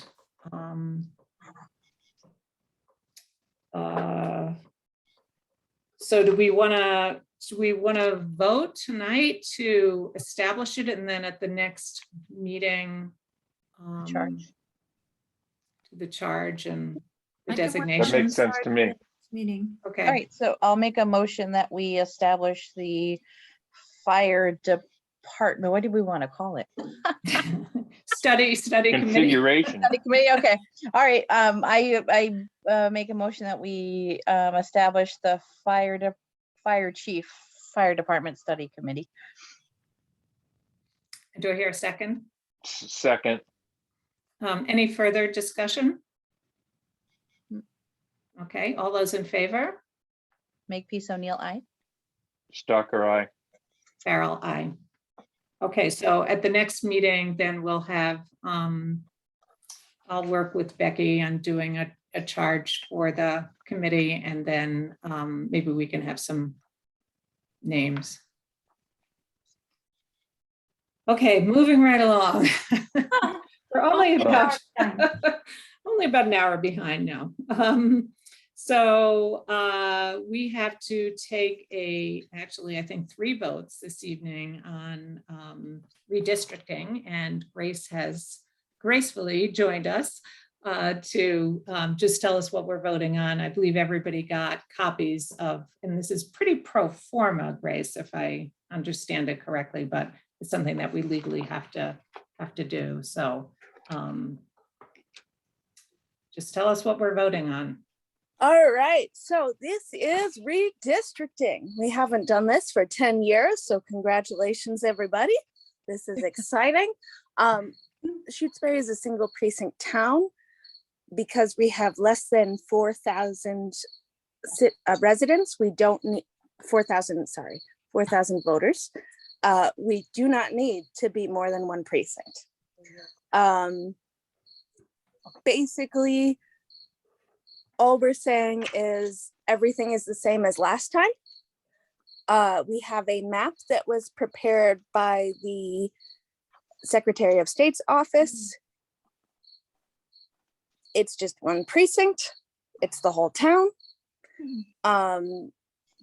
We have our block report, which is that chart of numbers that I sent you guys, which would be very, very important if we had more than one precinct, and we would need to look at those numbers to make sure we weren't, for example, packing minorities into one precinct and leaving them out of another, but we're all just one precinct, so we don't really have to worry about that.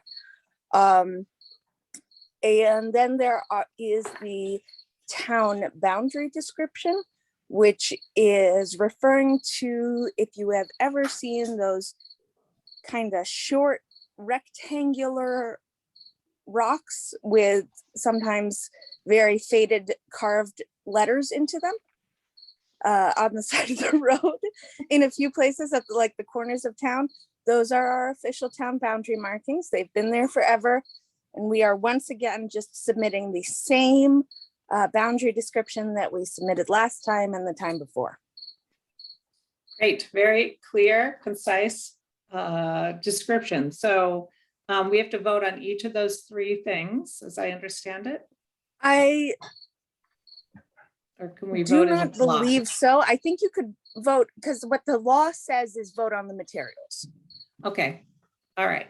So do I hear a motion concerning the adoption of the precinct map, the census block report, and the town boundary description? So moved. Is there a second? Any further discussion? Okay, all those in favor signify by saying aye. Makepeace O'Neill, aye. Stalker, aye. Farrell, aye. Thank you, Grace. Thank you. My office is going to be closed tomorrow because it's Yom Kippur, so I'll be doing that stuff. But Thursday We need to and sign Friday. something. Yeah, you guys need to Right. sign stuff. Okay. And I need to get it into the state because they're trying to get all the single precinct towns out of the way as fast as okay. possible. Yeah. So tomorrow is what? Wednesday? Wednesday. Yeah, Wednesday. So Thursday. Thursday. So Thursday, you'll have that for our signature? Yes. Okay. Yes. I won't, Grace, I won't be able to make it up till Friday. I'm in the office on Thursday, so. I'll do That it works on for me. That works for me. Thank Okay. you so much. So Friday at the everybody. latest. Okay, great. Thanks. All right. Thank Thanks, you. Grace. Good night, everybody. Good Good night. night, Grace. Thanks for Night. hanging in there. Okay, so the next item on the agenda is to discuss the local detour on Wendell Road. I know that there have been at least two, maybe more emails that the select board has received regarding the planned detour from paved part of Wendell Road down to along the dirt portion of Wendell Road when the culvert is replaced. So I don't know if anybody is here I don't think anybody's here who we've heard from. Eric, Melissa, Becky? You have I something? just want to explain the way it's set up, and I'm sorry I don't have a copy of the map right here. I'm going I've to seen it. explain it verbally. If you need a copy of the map, I'll search for it so I can put it up. So the project is on the end of Locks Pond Road where it meets Lakeview. So to get to the other side of the lake, there has to be, there's a truck detour that seems to be confusing people. And Because the signs are already up. yeah, signs are already up, and it's a little confusing because the Locks Pond detour ends right at the top of Locks Pond, is what the sign says. But it's because it begins there because we don't want trucks or larger vehicles going down through the local detour, which is the one that's going down Wendell Road. So we're trying to get as many vehicles to take the Locks Pond detour to get to the other side of the lake. If they're going to Wendell, if their houses are on the other side of the lake, they'll take the local detour. But if it's somebody on on Farrer Road needs propane, we want, and it's coming from Orange, we want them to go the extra 12 miles around the lake. We might not, so that's the truck detour. And the local detour is the one down Wendell Road. So we anticipate it should only be for residents around the lake and, going back and forth to their homes, which is, a number of people, but at this season, it's less than normal. And that's all I wanted to explain. We're dealing with two different detours. The complaints have come from people on Old Wendell Road, the dirt portion, and Ames Haven. And their concern is about it being a steep, narrow road, just like Sand Hill is, just like Cooleyville is, just like Montague Road is. It's not that much narrower. We've worked a lot on Montague Road, but we don't have any other option for a local detour. And I'm not sure what people think is possible. The letters that we received, the emails talked about putting in a 2-lane road, and which is a lovely idea, millions of dollars and probably a decade minimum to do it.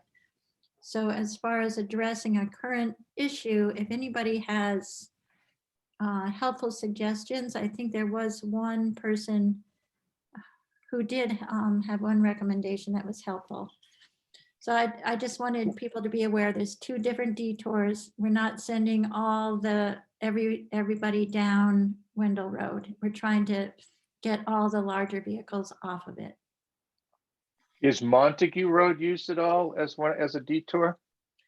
Not in Shutesbury. We're using Montague Road, the dirt section in Leverett. So we're sending people all the way down to the S curves into Leverett and around.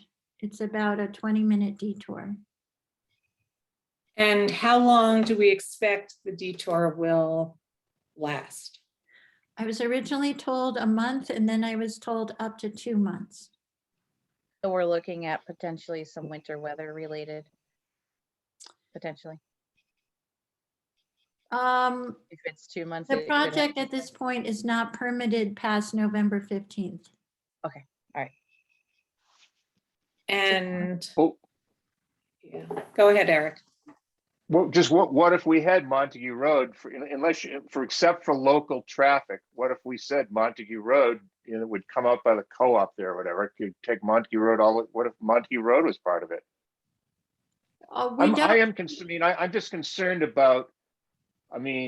I think some of the issues were sort of whatever, people being overreactive, I think, but that is, I've driven that road lately, and it is wide. I live on a dirt road. Believe me, I know what dirt roads are all about. That one is not as wide. It's more dangerous than the other dirt roads. They have a point. They're not totally wrong. There are sections of Cooleyville and Pratt Corner and Sand Hill that are just as narrow. And Baker. Montague's the only one that's had work done to it to widen it because of years of engineering. Yeah, the only thing I had thought of was, is there a way to just make it one way? But then that really, if you made the dirt part of Wendell Road one way, that would make everybody have to come all the way around. So if you made it one way, I think you would have to include one way, right? So one way either coming up or one way coming down would alleviate some of that issue around, a lot of traffic and two cars meeting on that road. But that would mean everybody down at the lake would, every time they went somewhere, they would have to take that long detour. Right. And Eric, to your point, common sense says most people in town will use Montague Road. Right. It's just not the official one, and they didn't want to do a second dirt road outline for the public. Who are they? They are who? The engineering folks that put together all the detours. But it wasn't, I mean, Wendell Road has been our target for a detour since the project was first talked about. I mean, that's why we got the culvert done in time. Yeah, it was really the That only was- option. That was the only option. Yeah. But I think common sense should kick in with most folks and use Montague Road. I mean, if you've traveled down that road, you'd look for a different solution. Unless you live there. Is it too late for us to advocate Montague Road or as an alternative, at least as an alternative? Well, We just don't want trucks going down there. And you Well, know, you can say I no think trucks. Yeah, but I think as Becky No, has No, said, you can't make people the will, change now without huge yeah. disruption, Eric. and I think people would know that, you know, Yeah. people who lived in town, and that's really who we're concerned about, right? It's not somebody who's a delivery driver. They Traveling can follow through. the, Well, I mean, I would think the greatest concern would be someone who doesn't live in town, who doesn't know how to drive on a dirt road. That's the greatest concern I have just on my dirt road, or, you know, it's like people that drive down and don't know, oh yeah, there's actually someone that might come the other direction. You know, Mhm. people don't understand that stuff. They don't get it. Mhm. And that, I think Montague Road, Wendell Road could be really bad. Old Wendell Road could be really bad for that. yeah. Well, so a couple of options. One is to have more signage down there, just, you know, warning, this is two-way traffic. There is two-way traffic. Oh, I a don't sign know that if says that's- two-way, I think is a great idea, just to remind people. And the other is, you know, I've often seen signs that say local traffic only. I don't know if that helps at all. So if you had somebody coming to visit you and you lived down Ames Haven Road, or, you know, you lived the dirt part of Wendell Road, is that considered local traffic? You just, yeah, you don't want people from, everybody from Wendell now coming through on Wendell Road to get to wherever. I don't know, people in Wendell who are going to Amherst, would they be coming up? They typically don't go out to 63, right? Or No, cut through. I think they would normally Leverett. come that way. Yeah, I They would normally think. come up. So maybe I don't know how that's enforceable, but we could say local traffic only. It is a local traffic, I mean, it is a local detour. But when you say local traffic only, you can't It's enforce hard. it. No, you can't You enforce can't, it, but you can't enforce it, but it does say something. It does at yeah. least, yeah. If people have said, it's used all the time, it seems to me. And certainly, Just wondering you if that can be added to discourage people from Wendell as using. It might at least, having it there might at least, you're right, Rita, might it Make people make think someone twice. think, yeah. Yeah, that somebody's gonna be checking occasionally. And I'd say that, you know, our police department's just gonna have to be paying attention. Because I don't want to see. what about some more signage about like two-way traffic, or how should we encourage somehow make that happen? Dirt road etiquette sign. Well, yeah, I mean, you know. Yeah. I don't know. I don't travel how- that road. I rarely go down there, but the few times that I've had, yeah, I can see the concern. I don't think we have any alternatives. I think maybe just some additional signage can at least help. Well, the alternative would be to require everybody to do that 12-mile loop that Becky's describing. That's one alternative. You could do that. No, You they know, can turn that's off where Montague local traffic. Road. What's Yeah, that? they could turn down Montague. And if Anybody they can know turn about it, down they'll turn Montague. down Montague Road. Right. Yeah, and anyone using GPS is gonna find Montague Road. Yeah, and Right. you can't enforce, we can't close Wendell Road. Right. No. Yeah. But you could put at the top of Wendell Road at each end of you could put local traffic only, and that does technically mean that if you live there, you can Mhm. drive on it. but if you don't, you can't, people will, You shouldn't be using it. Yeah, but people local will, traffic only can some also people will be, use it for, it doesn't mean, I mean, it can be interpreted not just as people who live there. I know, but I think putting it up there means something. It You might help know, the residents feel better yeah.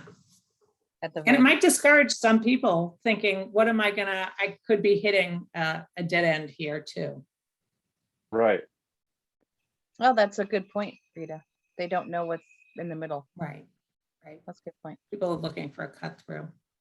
So the signs as they exist now, that like the 12-mile detour, that's only listed for trucks, right?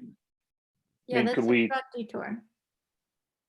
Could we just say that's the detour? And then if people don't do it, they'll violate the local traffic rules, or they'll drive down Montague Road, or they'll do whatever they do. But the official detour is the 12-mile detour. Can we just say that? All the signs are up. They all say truck detour, right? Yep. Yeah. Well, a can of spray paint would take care of that. If you, I'm just saying, you could eliminate the word truck pretty easily, I think, if that's what we wanted to do. Yeah. Then you'll have trucks down Wendell Road. I did, my school bus used to go down there, the big one. Well, you could have a sign at the top of the Atlanta road said no truck traffic, local traffic only, no trucks. I mean, I don't know. Yeah, you could do that, I guess, right? I guess the basic issue here comes down to whether, because everything you've said is to not use it as a detour at all. For people trying to get to the other side of the lake. And if that's what you're trying to do, I'm sure you're going to get a different group of people coming next week if you succeed in doing that. Oh, probably. I mean, there's no way you can close a road without pissing somebody off on one side or the other. I assume that's true. I don't, I'm asking as much as anything else. I don't know. I think my general point would be, I think the people that are objecting they have a point. I think they have a point. That's all I'm saying. But they have Is there a way had around the that? same point for 20 years. When I was on the select board, I would get calls from people on that road saying, you know, you have to change and fix this road because it's too dangerous. And there are people that live there and still live there, some of them. And that hasn't changed. I mean, you can't change the nature of the road just because of the detour.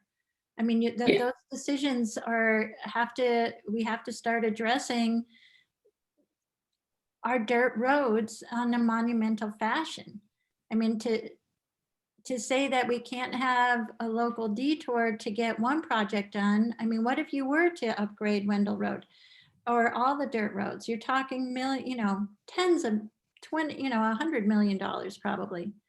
So Yeah, I don't think anybody's proposing at this point that No, any I'm kind of not. upgrade. But that's I where think it's the bottom line, would be the solution to the complaint that these roads are dangerous and we can't have traffic on them.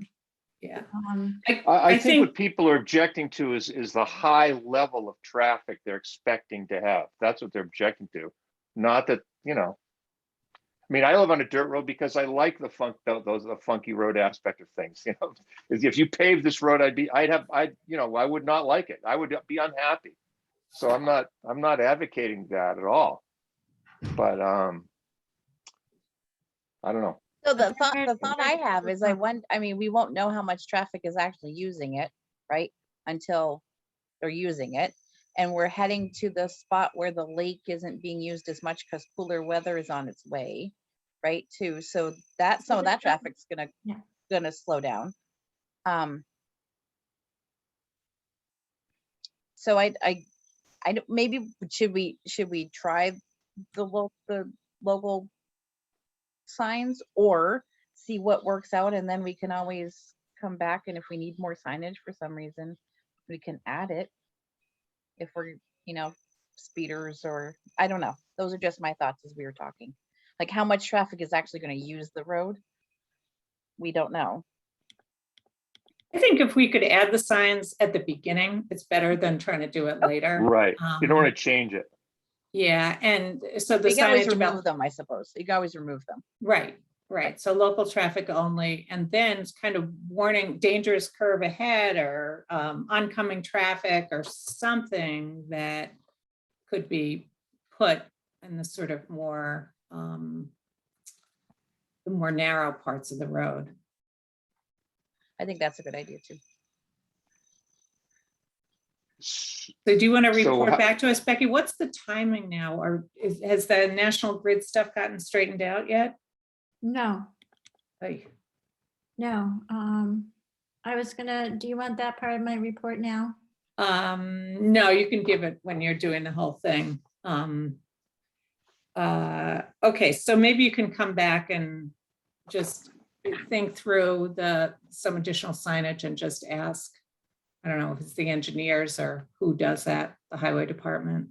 No, it's We not are- the highway department. It's the I mean, the engineers. engineers, the construction company has done the mapping and the detours in response to the engineered request and all that they put together.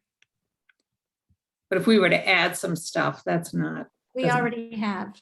We have already added some stuff and now you're asking me to request additional stuff, right? Yeah, it doesn't well, sound like it's that overwhelming. It's not that many signs. We were just talking primarily with Wendell Road. Yeah, So just on either there's end. two, so two, yeah. And then one or two at the most dangerous curve ahead or oncoming traffic. Two-way traffic, whatever, yeah. Yeah, and I'm not even talking about a necessarily a flashing sign. It could be just a, Simple sign. Okay, so I'm gonna put on the screen the signage that's already planned to be there, that's not up yet. Okay. Okay, is this it?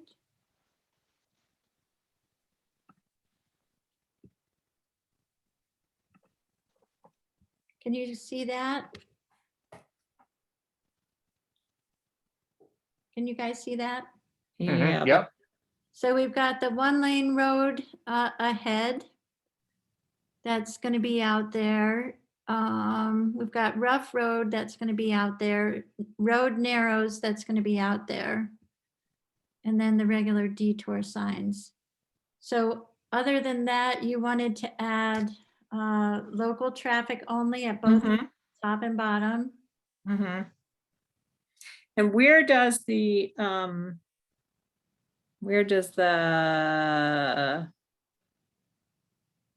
was there a narrow road? I can't read it. It's too. No, There there's was not a one here narrow that road. said, Road narrows. yeah, road narrows. Yeah. Is that for that road?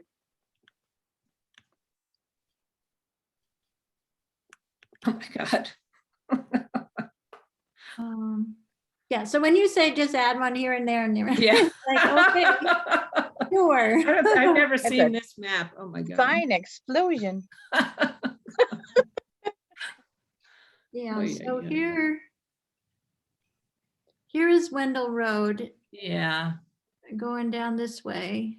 Fox Pond Road, we've got the detour, 2 detour signs, detour ahead. So what we're gonna do is be around Jennison, put in local traffic Yeah. only, and Yeah.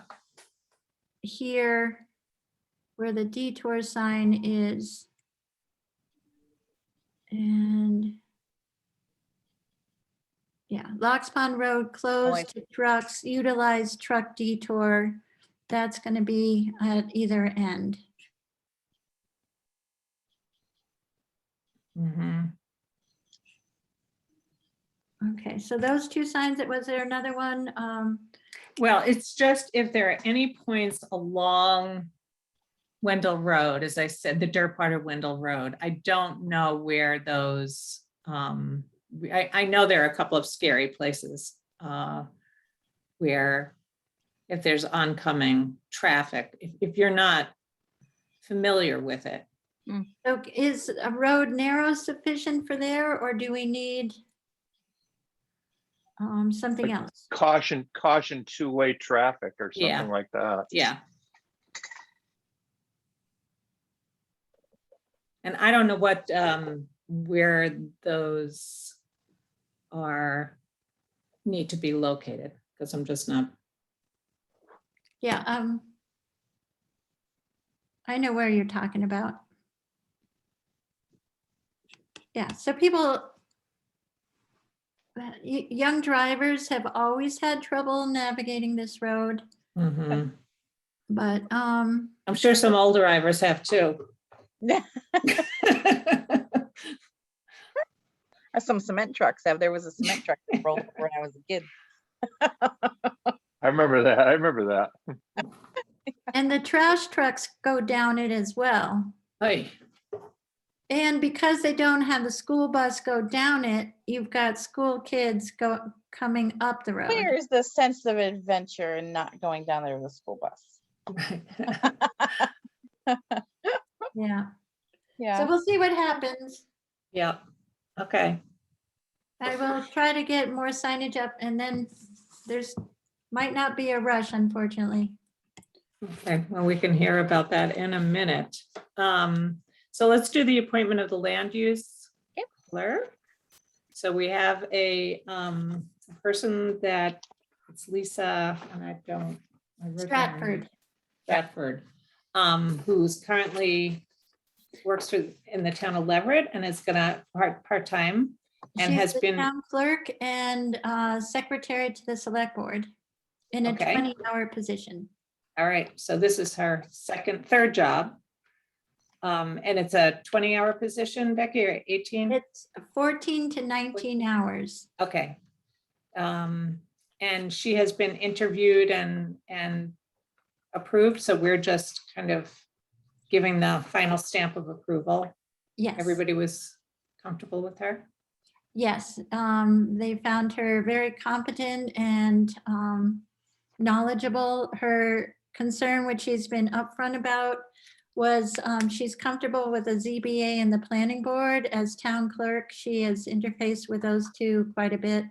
Concom, she's not as up on wetlands and has been asking for materials, and Linda will be working with her a little bit with training and also helping her get signed up for the support that you can get as a clerk to the conservation commissions. Great. So she'll get that support from Shutesbury and from the state organization. Thank you, Linda. Great, yeah. So do I hear a motion to appoint Lisa Stratford as the land use clerk? I will. So moved. Okay, thank you. I'll second. Okay, good. Any further discussion? Okay, all those in favor? Makepeace O'Neill, aye. Stalker eye. Farrell, aye. Thank you. Okay, now town administrator updates. So let's hear about the culvert first, since that's fresh in our minds.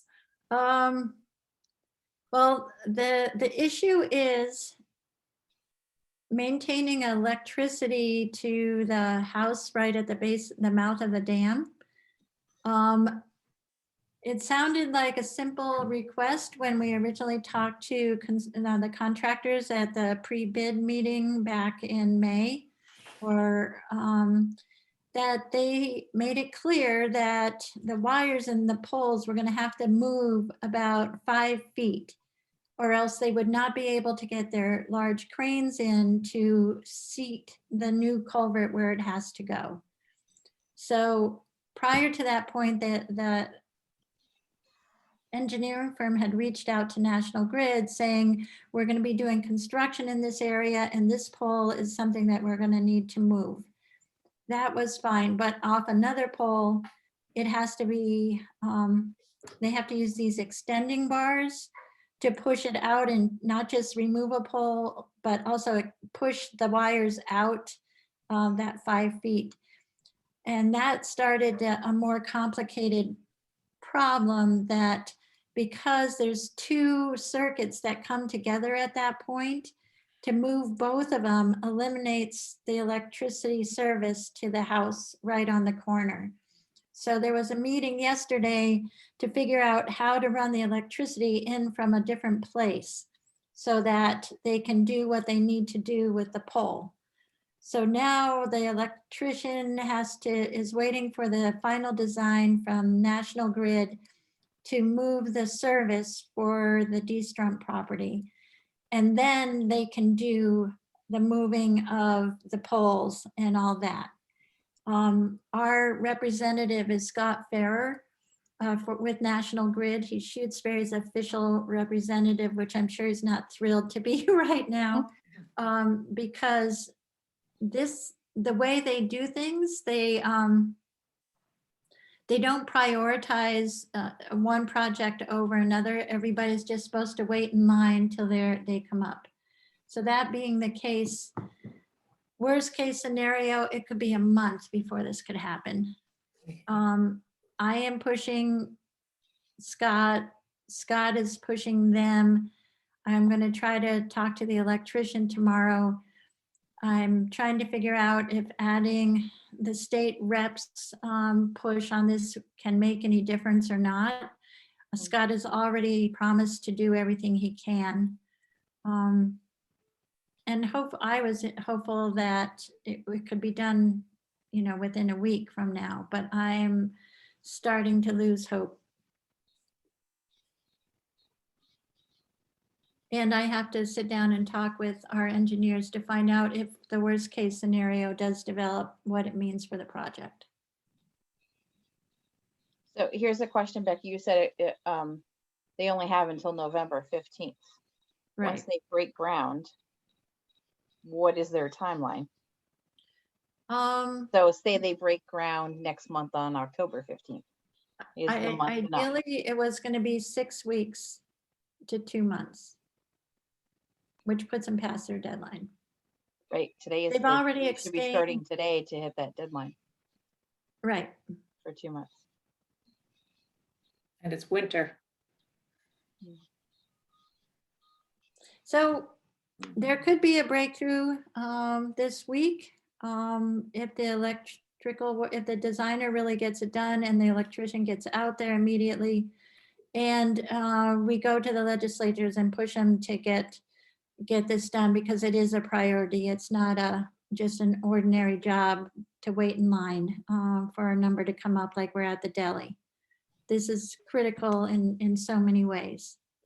Is there an option for a temporary conduit type situation for that wire to the person's house? No. No. Okay. How about a generator?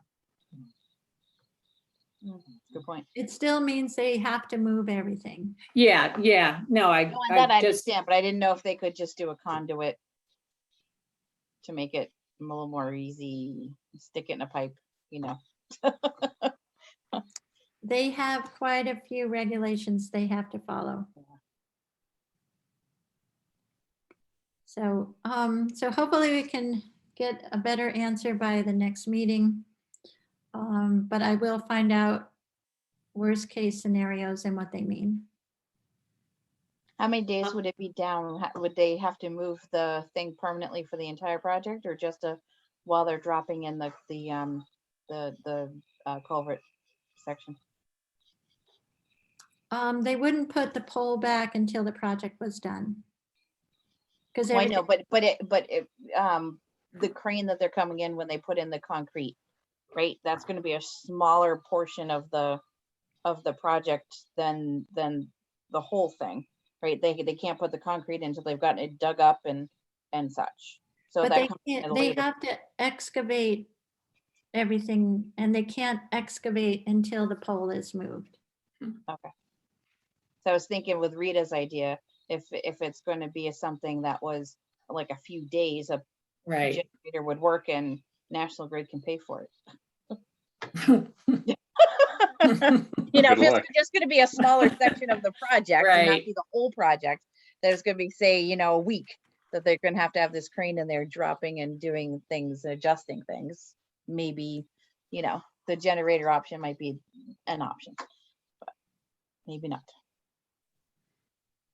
I will So ask. Becky, can you let us, can you just send us an update before the next meeting, just so we all know? Oh, yeah. Yeah, so that would be great. Just for the select board, not to be informed prior to the next meeting, which is on the 28th. That would be Yeah. good. Just in case there's anything you think if we need to have a special meeting or whatever, I'd Maybe rather better. keep the pressure on, and do a one issue meeting if we needed to. Okay. Because this is really a big problem. I mean, it gets even more It does scary take about away Wendell the Road. detour problem though, for a short time. It's what? Oh, yeah, but It's a detour. winter driving on No, you couldn't do it. Well, you can't work in the water. You can't displace the water in those conditions. Yeah, okay. Oh, that's unfortunate. Okay, you have some good news? We got the water tested behind Town Hall and at Lotto 32. And then OTO, who came and tested the water, went and we put stakes in at a number of locations where there were dumps cleaned up at Lotto 32. And on Thursday morning, they will be back with a boring machine that will take test samples of soil that will be analyzed. And they will be, or the library should have them timely as they put together their decision-making on which lot to choose. We don't have the water test results yet. No, No. not yet. And there was a perk test done behind Town Hall too, right? That was successful, yes. Yeah, okay, so it did perk back there. Yeah, Okay. it perked in 2 or 3 places, and it would not require an above ground septic like is currently required at Lotto 32. Okay, that's good. Yeah. Definitely makes, the cost Okay. difference would be It's pretty significant, right? Yes. Yeah. All right, so that was a little bit of good news. Any more good news? Let's see. I think around Town Hall, getting Lisa Stratford saying yes is huge. Yeah. And now we're going to be working on filling Ellen's assistant and the Board of Health clerk. Okay. The other good news is I've run into Kevin a couple of times while he's here working on the weekends and had back and forth with him while he's out. The assessors department is completely on track, hitting all their timelines for the recap and revaluations. I'm sorry, new growth determination. And so that's looking very good. I saw Ryan and Gail tonight. They're working, getting close to closing the books as well. So the financial team is all in order. Great. Good. Anything else for your report? FinCom letter. Fire departments have been busy, but well-staffed and responding. Great. Linda, did you have something? Well, Becky, did you have a letter from the finance for? Yes, we Palmetto? do. Yeah. I'm sorry, I sent you a couple of pieces this afternoon. And one was the finance committee has put together a letter that they want to be a joint letter between school committee, finance committee, and select board. And here, I'll pull that up if I can find it. 1 second. I did. I took a look at it right before the meeting. Yeah, I did too. Melissa, you probably didn't see it. I was Yeah. working in the office today. It's basically asking the region to, I think, to discuss the whole formula sooner rather than later, and kind of what their thinking is, so that we don't go. I think nobody wants to go through that prolonged process that we've gone through in previous years. Prolonged, but then it always quickens up at the end and then just Yeah. nasty me, you know. Yeah. Okay, share screen.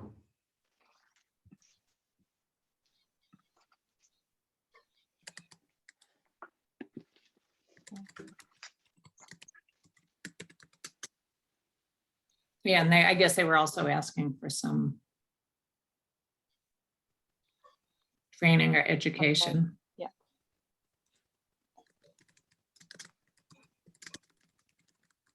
Yeah, and Steve Sullivan came to the Finance Committee meeting for a short while, and he confirmed that the region was also discussing what they should do. So the timing is good to send the letter.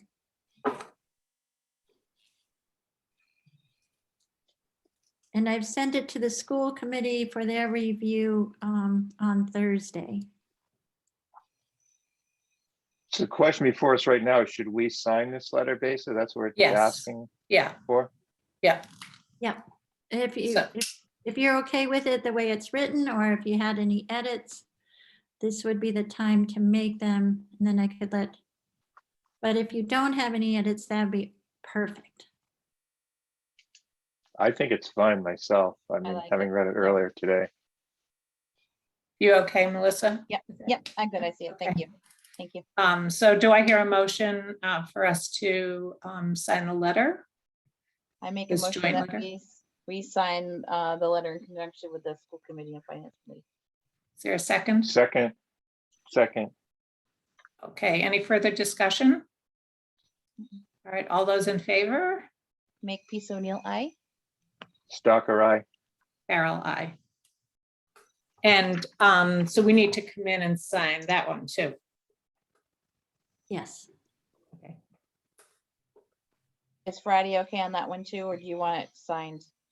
Friday's fine because it has to get approved by the school committee. And Thursday we'll all be at the school committee meeting at 7.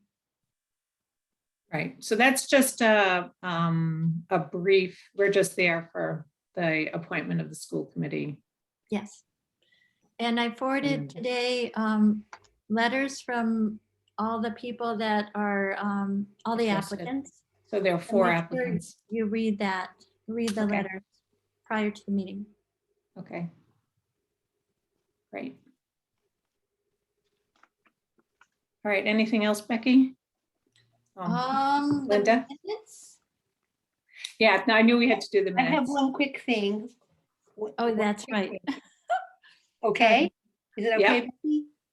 Yeah. Okay, so one appointment that didn't get done because it hasn't been on our appointed officials list is for the FERCog Regional Emergency Planning Committee, which Walter has been on and is on, but has never, there needs to be actually an appointment by the select board.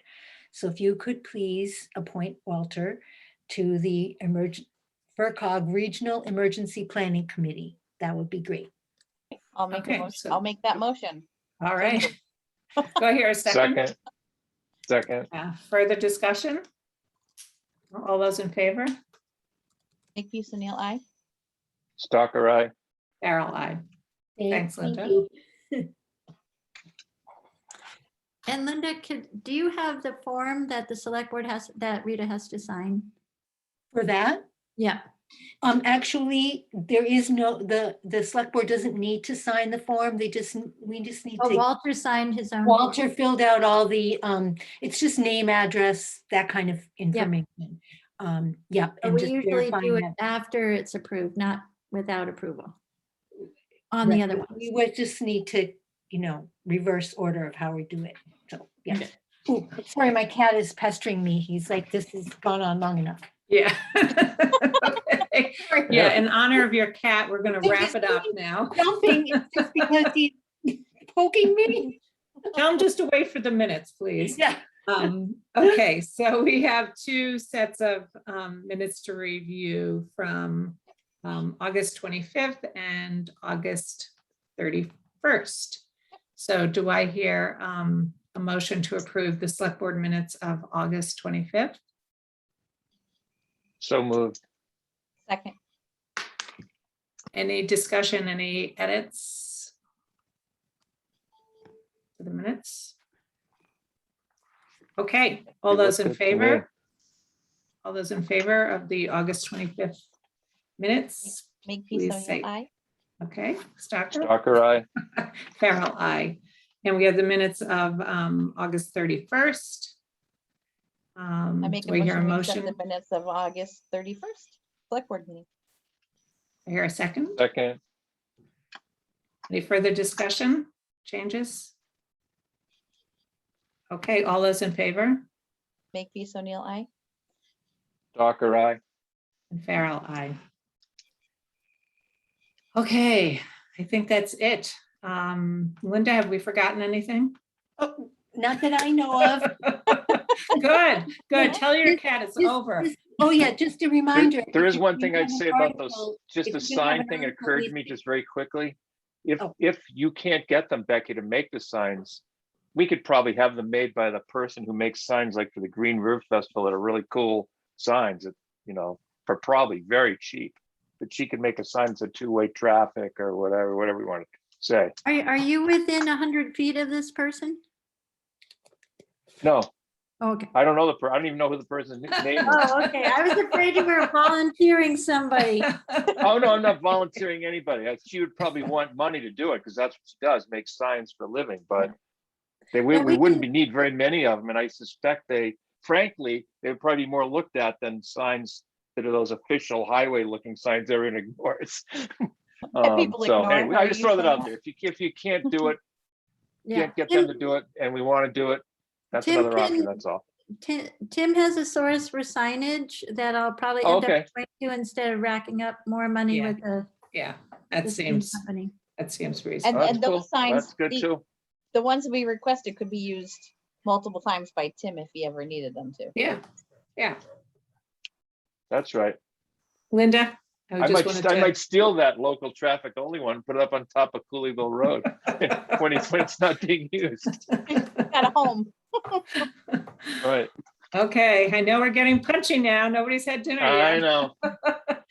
I Linda, was just going to remind you that if you're going to have an article in the news. I have one drafted. I'm gonna send it, Becky. Perfect. Thank Tomorrow. you, Lisa. Thank you. You're welcome.